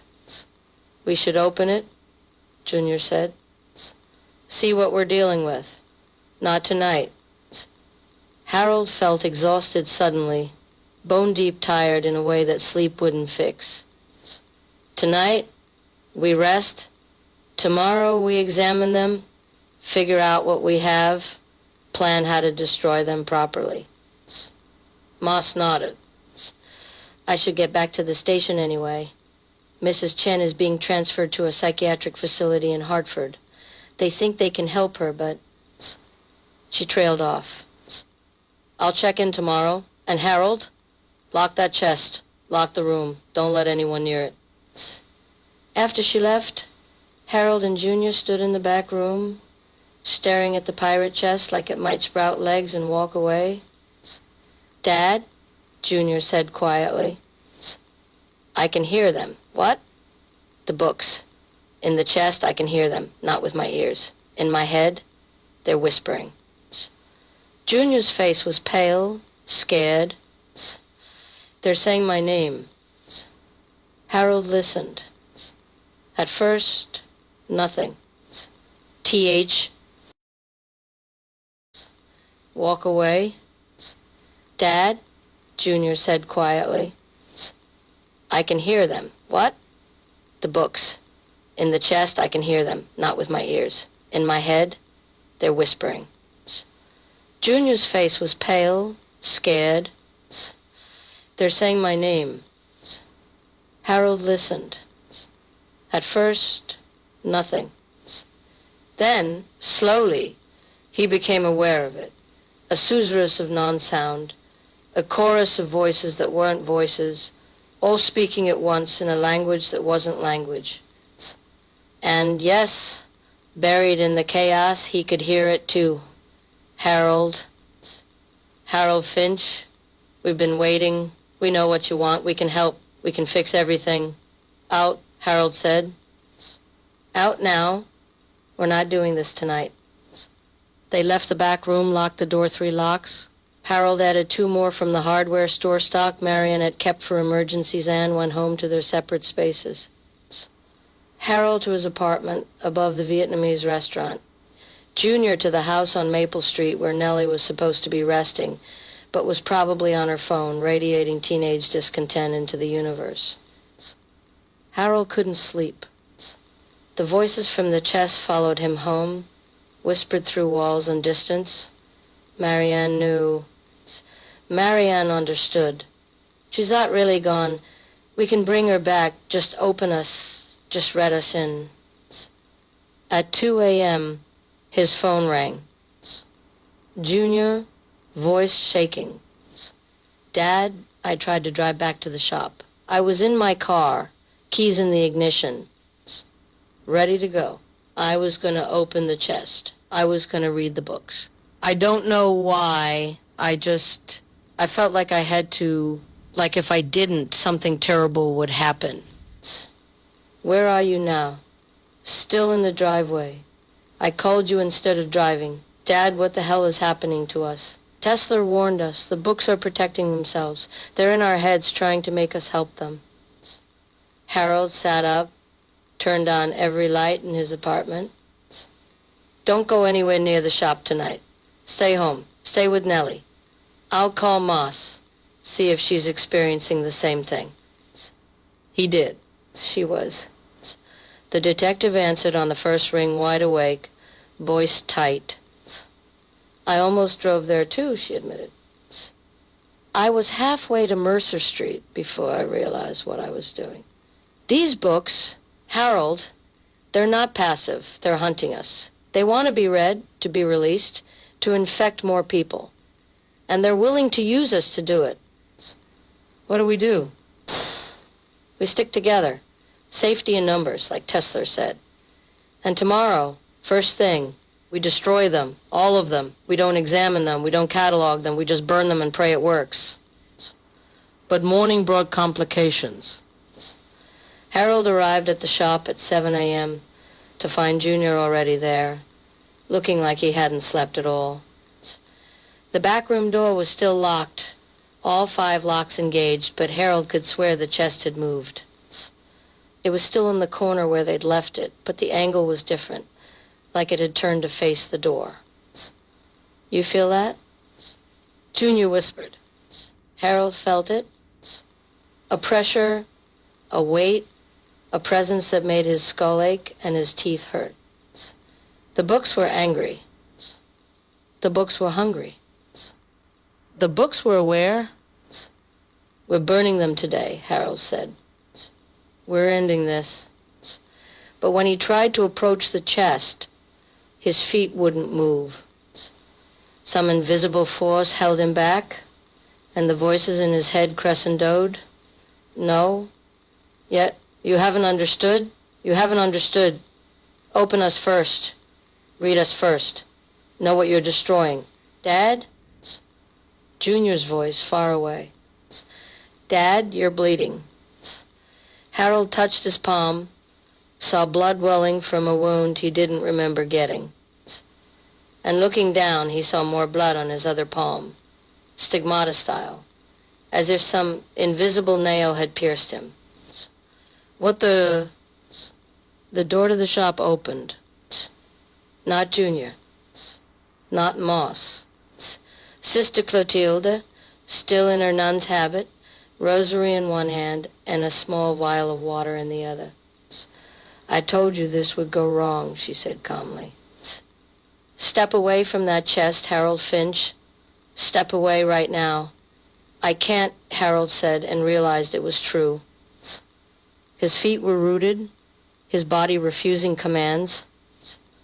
Sister, I can't move. Sister Clotilde swept forward with surprising speed for a woman in her 60s. She sprinkled water from the vial over Harold Holy Water, he realized. The real thing from a Catholic church, and immediately the pressure released. He stumbled backward, gasping. Demonic, Sister Clotilde pronounced. That chest contains demonic influence. Not possession, not yet, but influence. The books are a conduit for something darker, something older. And you, Harold Finch, you were about to let it in. I wasn't going to. You were going to open the chest. You were going to invite the darkness in because it promised you Marianne. Her eyes softened slightly. It's what demons do, Harold. They find your wound, your grief, your deepest want, and they promise to heal it. But they only make it worse. Junior helped Harold to a chair. The wounds on his palms were already healing, or maybe they'd never been real. Hard to say anymore what was real and what was the book's influence. Can you bless them?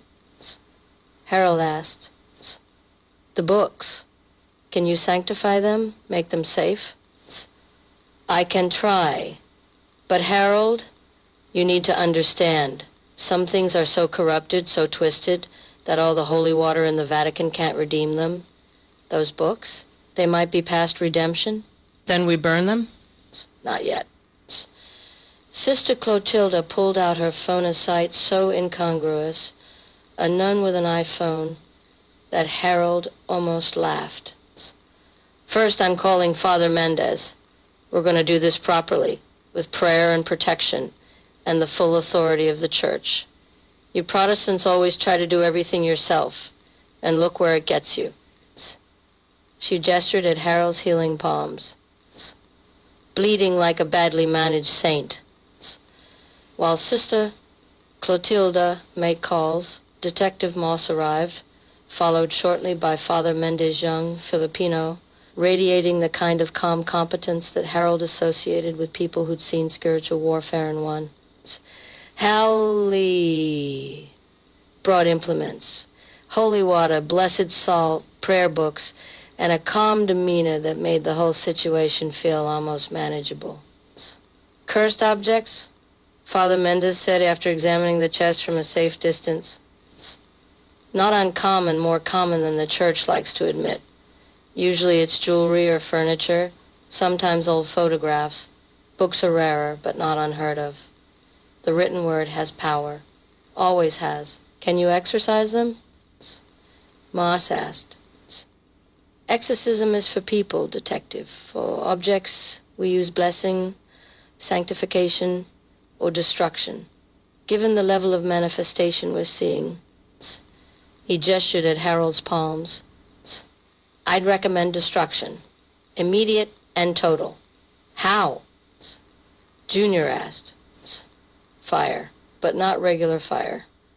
We need to ritually cleanse the space first, protect ourselves, then burn the books with proper prayers and holy water. It's a process. It takes time. And it's dangerous. The entity or entities inhabiting these books won't want to be destroyed. They'll fight back. What kind of fight? Harold asked. Father Mendez's expression was grim. Psychological mostly. They'll try to turn you against each other, make you doubt, make you afraid. They'll show you things, tell you things, promise you things. The key is not to listen, not to engage. Just let me do the prayers, you do the burning, and we all get through this together. They prepared. Father Mendez drew a circle in blessed salt around the back room. Sister Clotilda set up candles, real church candles, thick and white, that smelled like beeswax and old prayers. Ma stood guard at the door, her service weapon visible on her hip, which Harold found both absurd and comforting. You couldn't shoot a book, but the weight of the gun seemed to help Moss feel more in control. Junior brought the burn barrel from the alley, set it up in the middle of the salt circle. And Harold, still feeling the phantom pain in his palms, unlocked the chest.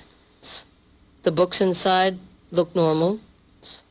Just books, wrapped in oilcloth, stacked neatly. But the feeling when the lid opened it was like a window breaking, like a seal cracking, like something held back, suddenly rushing forward. No, no, no, no.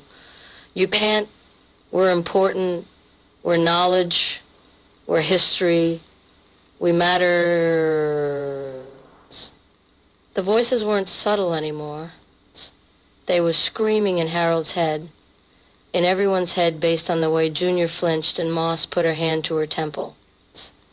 Even Father Mendez looked strained, though he began praying in Latin, rapid and rhythmic, a counterpoint to the book's psychic assault. Harold reached for the first book. His hand stopped mid-air, frozen. The book still wrapped, title invisible, seemed to writhe away from his touch. Or maybe that was his imagination. It's hard to tell the difference anymore. I can't, Harold said. I can't touch them. Then let me. Sister Clotilda stepped forward, rosary wrapped around her hand, and grabbed the first book without hesitation. It smoked in her grip, the oilcloth scorching where her fingers touched it, but she didn't flinch. Just toss it into the burn barrel with the efficiency of someone taking out trash. Holy women, Father Mendez murmured approvingly. They fear holy women. One by one, Sister Clotilda pulled books from the chest and threw them into the barrel. Harold counted 5, 10, 15. Each one seemed to resist, to pull back, and the voices in his head grew more desperate, more angry, promising, and threatening in equal measure. We can show you Marion, we can bring her back, we can make everything right, or we can show you horrors. We can make you do what we want. We can... Shut up, Harold said out loud, surprising himself.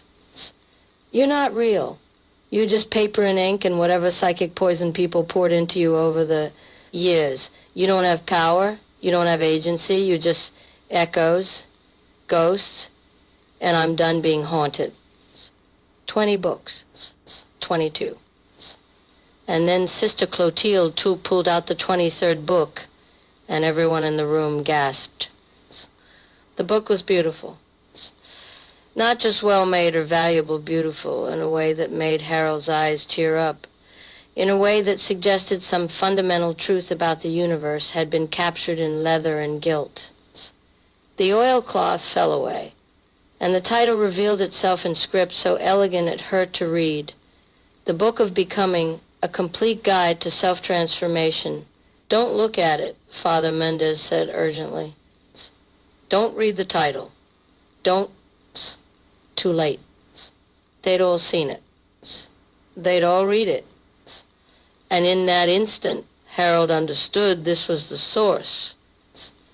This was the air text, the mother of all the infected books, the one that had started everything. And it wanted them to open it, to read it, to be transformed by it. Junior reached for the book before anyone could stop him. His face was slack, eyes unfocused, moving like a sleepwalker. I need to read it. I need to know. I need to become. Moss grabbed him, pulled him back, but Junior fought with surprising strength. Let me go. I need it. I need to understand. I need to understand.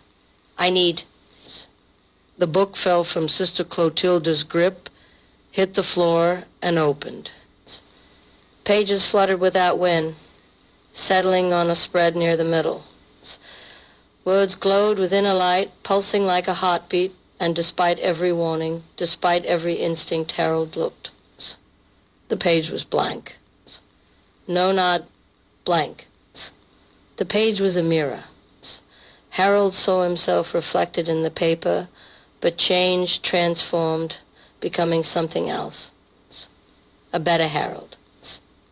A Harold who hadn't failed Marianne. A Harold who could save Nellie and Junior and everyone else. A Harold who could fix everything if he just read the instructions, followed the steps, let the book show him how to Harold. Detective Moss's voice cut through the fugue. Close your eyes. Now.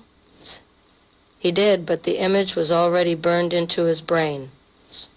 The better Harold, the transformed Harold, calling to him from the pages, promising him everything he'd lost, everything he'd failed to protect. Just one chapter, the book whispered.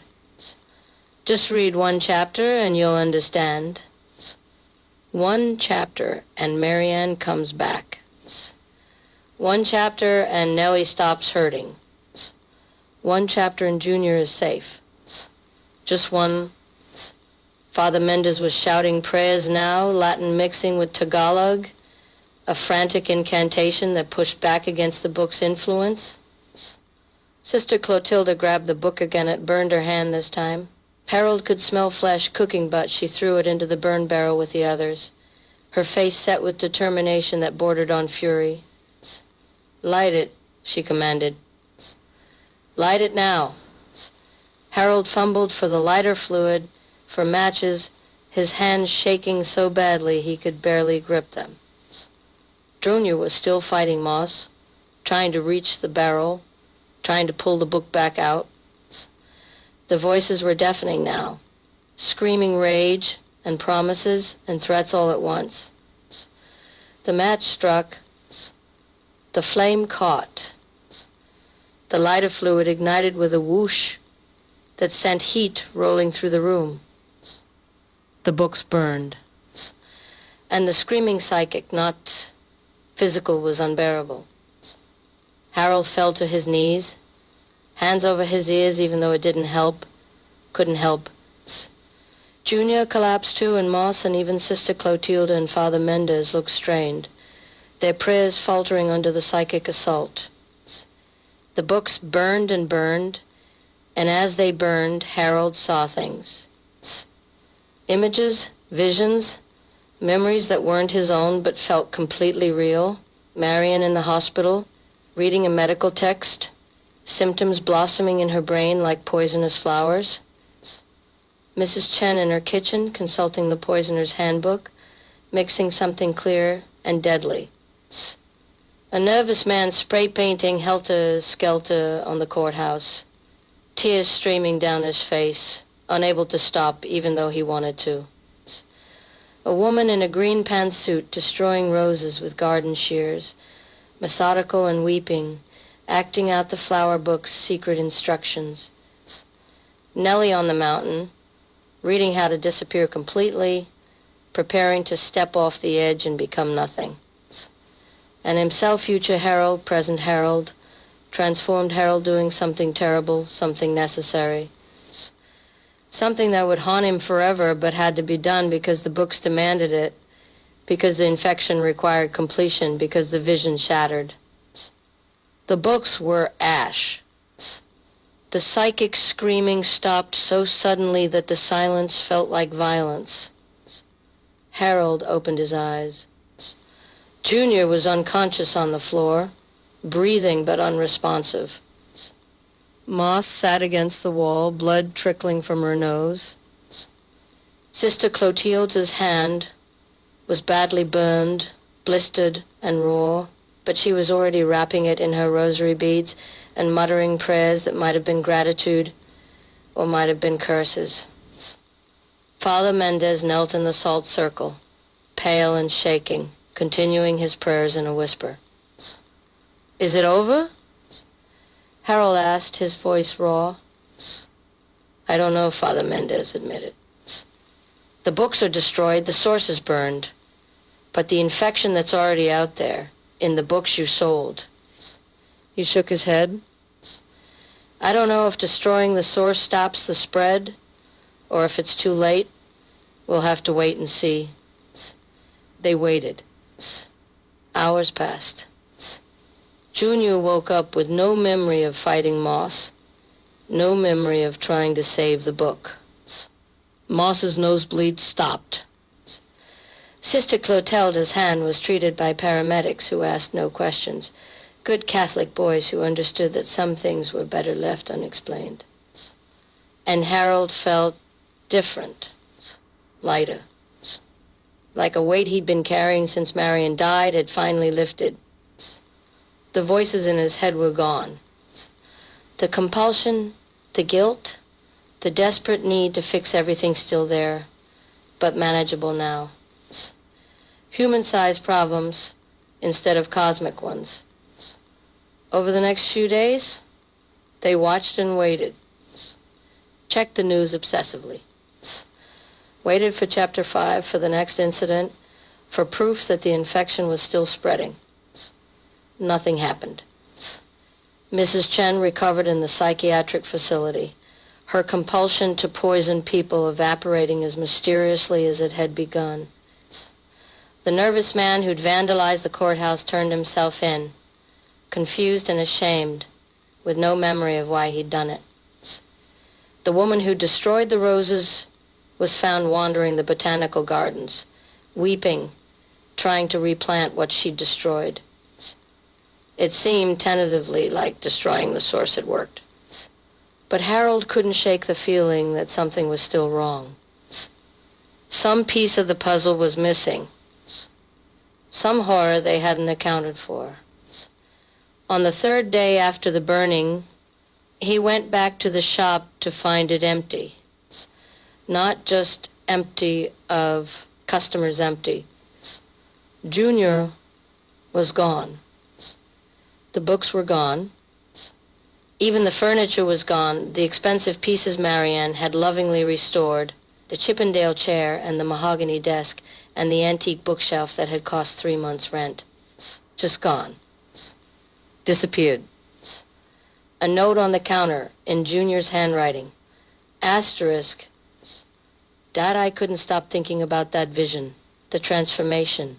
The book showed me what I could become, and I need to know if it was real. I need to know if I can become that person. I took some things to Salim, sorry. I know they were Mom's, but I need money for the trip.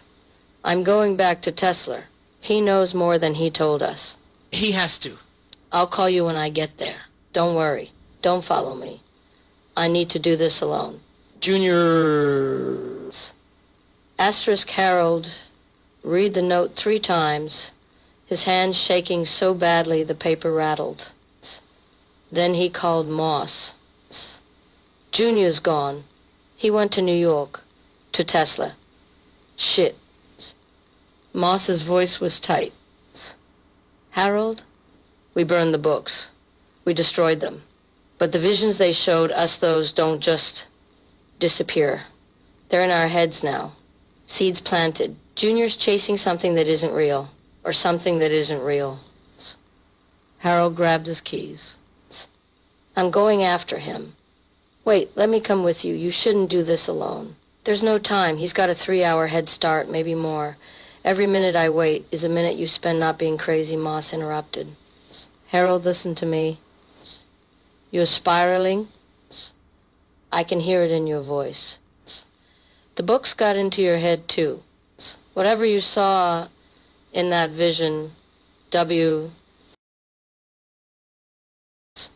whatever transformation it promised you, you're chasing it just like Junior is. The difference is you're chasing it through him. Harold wanted to argue, to tell her she was wrong, but the words died in his throat because she wasn't wrong. He'd seen himself in that book, seen the better Harold, the Harold who could fix everything. And now Junior was gone, pursuing his own transformation, and Harold couldn't let him do it alone because what? Because he wanted to save his son? Or because he wanted another chance to look at those pages to see if the transformation was real, to become what the book had promised? I'm going, Harold said. Alone or with you, but I'm going. Then I'm coming. Moss sighed. Give me 20 minutes. And Harold, bring Sister Clotilda's rosary if she'll lend it. Something tells me we're going to need it. They made it to New York in 4 hours. Harold driving like the laws of physics were suggestions, and Moss white-knuckling the dashboard. Sister Clotilda had indeed lent them her rosary reluctantly, with dire warnings about not losing it, and coming to confession when this was over, and it sat on the dashboard, like a talisman against whatever waited for them. Tesla's shop was dark when they arrived, the by appointment only sign joined by a new one that read closed indefinitely. Harold buzzed anyway, then pounded on the door when no one answered. Maybe he's not here, Moss suggested. Maybe Junior never made it. But Harold knew better. His son was here. He could feel it the same way he'd felt the book's presence, the same psychic awareness that had infected all of them. Junior was here, and he was in danger, and Harold was running out of time to save him. He picked up a loose brick from the construction site next door. New York was always under construction, always rebuilding itself, and smashed the window. The alarm didn't sound. No lights came on. The building was silent in a way that felt deliberate, carefully maintained.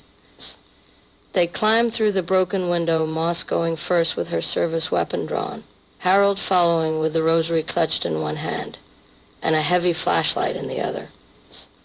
The stairs up to Tesla's third-floor shop seemed longer than before, darker, the framed illustrations on the walls all turned to face the corner, like they couldn't bear to watch what was about to happen.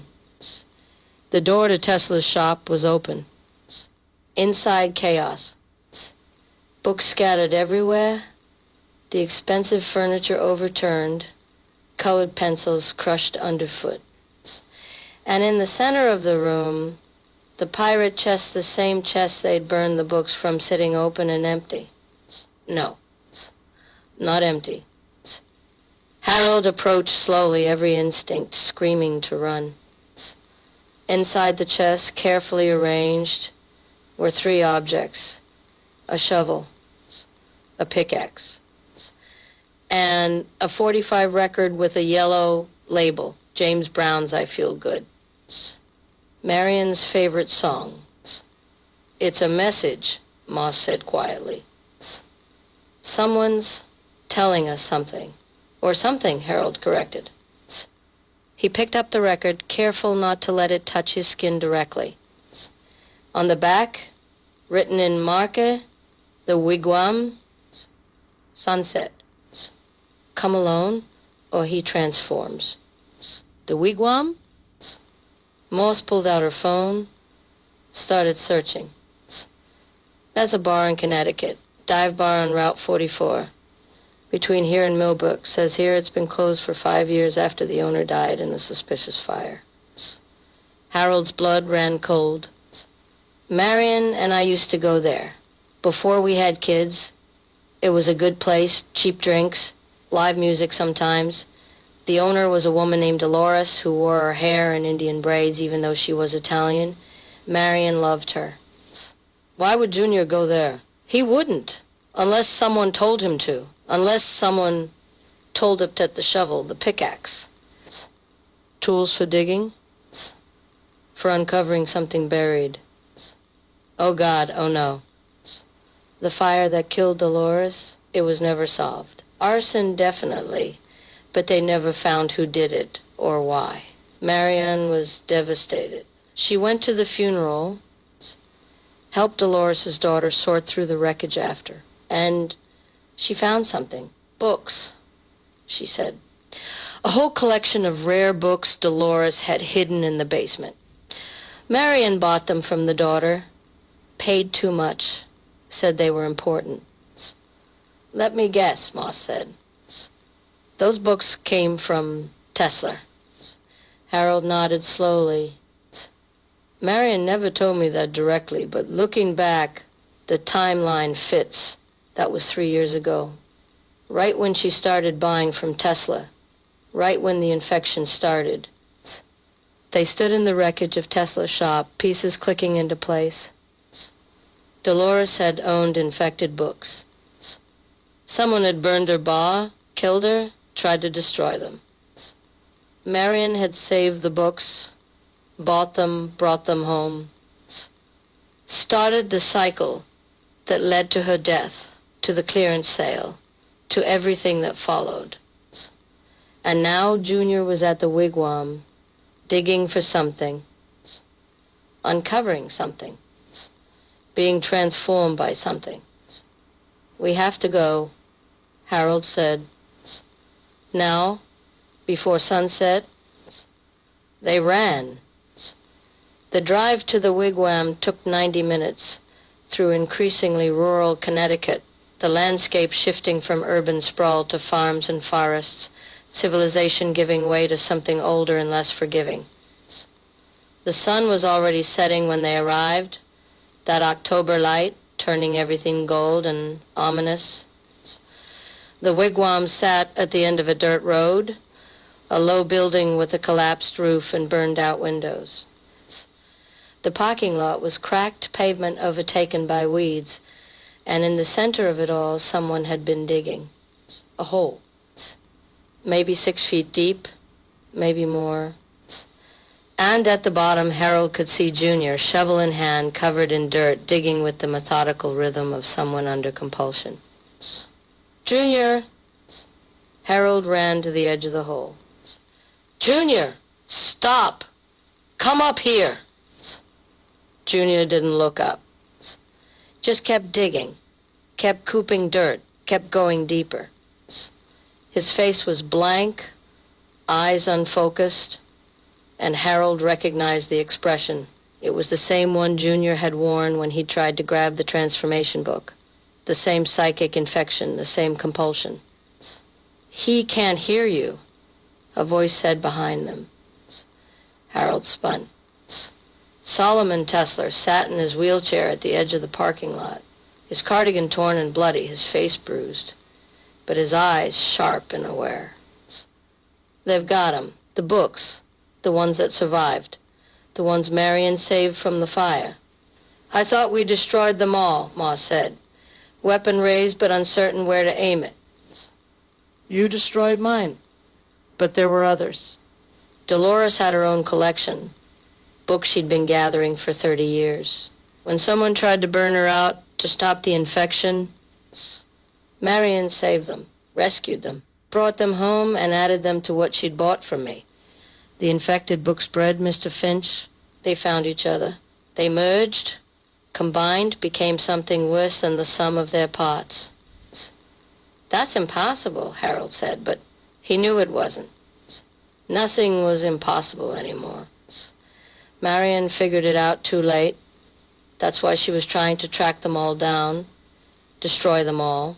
But she died first, and the books scattered in your clearance sale, spreading the infection. Except some didn't scatter. Some stayed behind.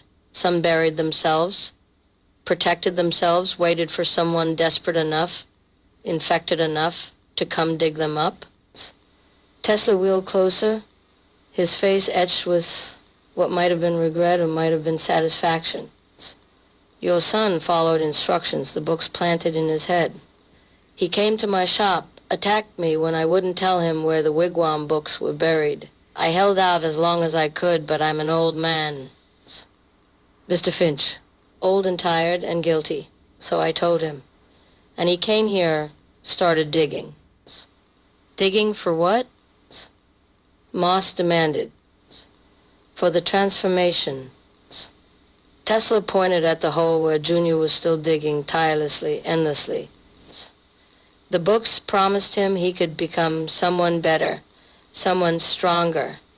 But transformation requires sacrifice, requires death and rebirth. So the books told him to dig until he found what Dolores buried before she died. The book of becoming original manuscript, the handwritten text that spawned all the infected copies, the air source. We burned that book, Harold said. We burned it 3 days ago. You burned a book, a copy, a printed edition, but the manuscript, the original handwritten pages, those are what Junior's digging for. And if he finds them, if he reads them, he won't transform into something better. He'll transform into something the books need. A vector, a host. A way to spread themselves further than they ever could as just paper and ink. Harold looked at the hole. Junior was maybe 7 feet down now, still digging, and in the fading light, Harold could see something at the bottom. Something wrapped in oilcloth. Something that seemed to pulse with that same malevolent awareness the pirate chest had contained. How do we stop him? Harold asked. You can't, Tesla said simply. The compulsion is too strong. He'll dig until he transforms, and then he'll become the infection personified. He'll spread it not through books, but through touch, through proximity, through simply existing near other people. The perfect vector. There has to be a way, Ma said. There's always a way. There is one way. Tesla's voice was quiet. Someone has to take his place. Someone has to volunteer for the transformation, accept the burden willingly. The books feed on desperation and compulsion, but willing sacrifice that they can't process. That breaks the cycle. Harold understood immediately. You want me to go down there, to read the manuscript, to transform instead of him. Not want, Mr. Finch. It's the only option. You go down, you read, you transform, and in the moment of transformation, you burn the manuscript in yourself. Complete destruction. Final sacrifice. It's what Marion would have done if she'd had the chance. No. Junior's voice small and distant from the hole. No, Dad, don't. I can fight it. I can stop. But even as he spoke, his hands kept digging, kept moving, kept uncovering the oilcloth package. The compulsion was stronger than will, stronger than love, stronger than anything except, let me do it, Moss said suddenly. I'm infected too. The fear book. I'm already compromised. Let me go down, let me read it, let me burn. Detective, Harold started. I'm serious. I'm a cop. This is what we do. We take the bullet so others don't have to. And Harold, you have a daughter who needs you, a son who needs you.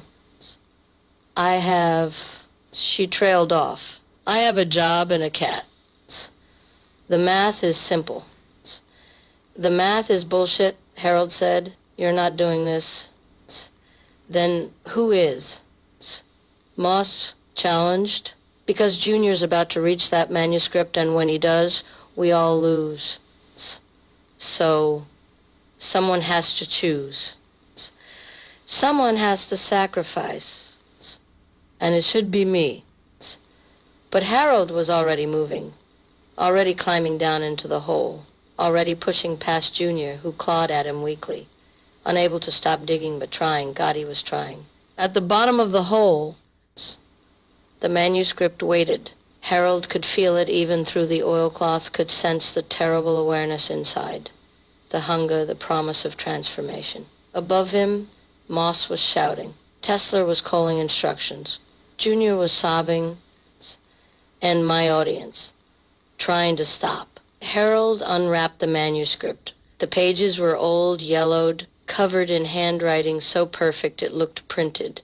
And the moment he looked at them, the moment he read the first words, he understood. Transformation is death. Death is transformation. To become other, you must cease being yourself. To be better, you must destroy what you are. The words made terrible sense. Harold felt his mind beginning to shift, to change, to prepare for what was coming. The infection spreading through his neurons, rewriting his thoughts, making him ready to become the vector, the host, the thing the books needed him to be. And in that moment of clarity before transformation, Harold did what Marianne would have done. He pulled out Sister Clotilda's rosary, wrapped it around the manuscript, and set both on fire using the lighter he'd brought to burn infected books. The flames were wrong, too hot, too bright, burning in colors that shouldn't exist. The manuscript actually screamed, a sound that was physical and psychic at once, and Harold felt the transformation reversing, the infection being burned out of his brain even as it burned into his flesh. His hands blistered. His face burned. He smelled cooking meat and realized it was himself. But he didn't let go. He held the burning manuscript and the burning rosary and let the flames consume everything. The book's influence, the psychic infection, his own desperate need to fix what couldn't be fixed. Junior was pulling him up, Harold realized distantly. Junior and Moss, both of them screaming his name. Dragging him out of the hole while the manuscript burned below. Tesler was shouting prayers in languages Harold didn't recognize. They collapsed on the cracked pavement, Harold's hands ruined. His face blistered. The smell of burned flesh overwhelming. But he was laughing, hysterical and relieved, because the voices in his head were gone.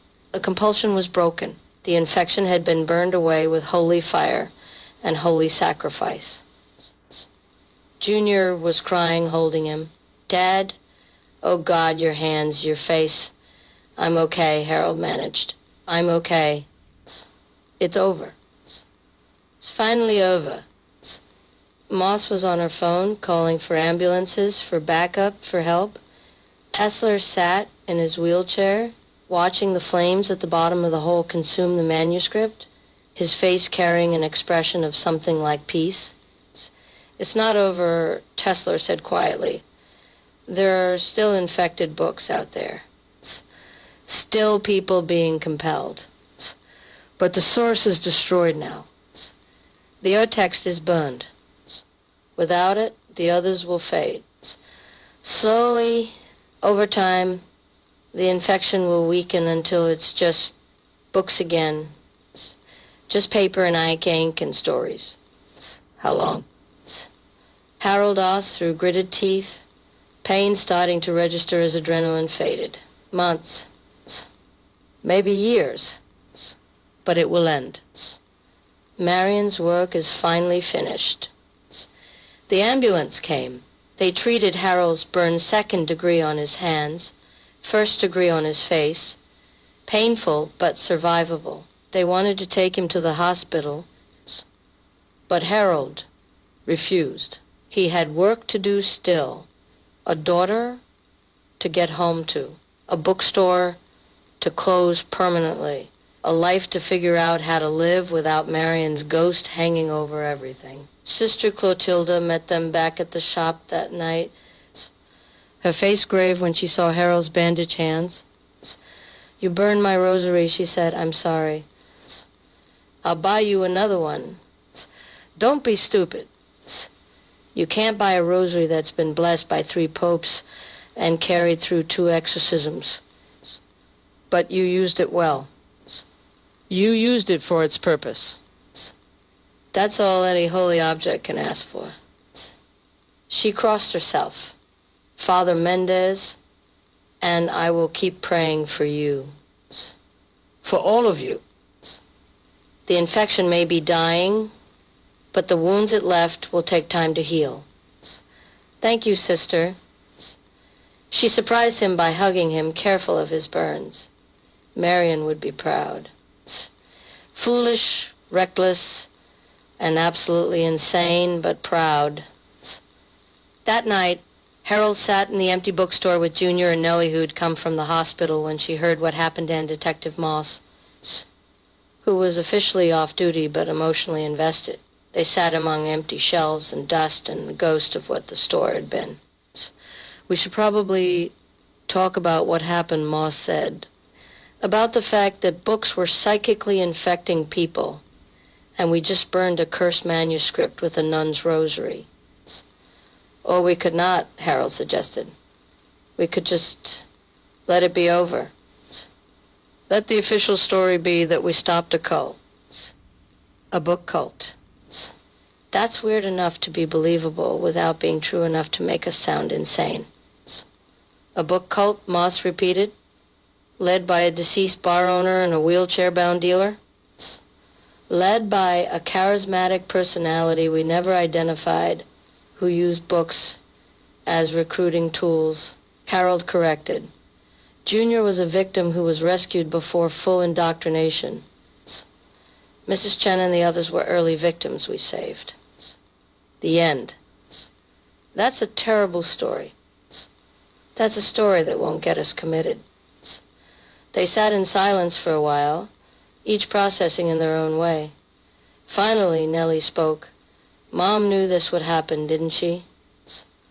That's why she was acting so weird before she died. Why she kept trying to organize everything, catalog everything. She knew the books would fight back." "I think so," Harold said.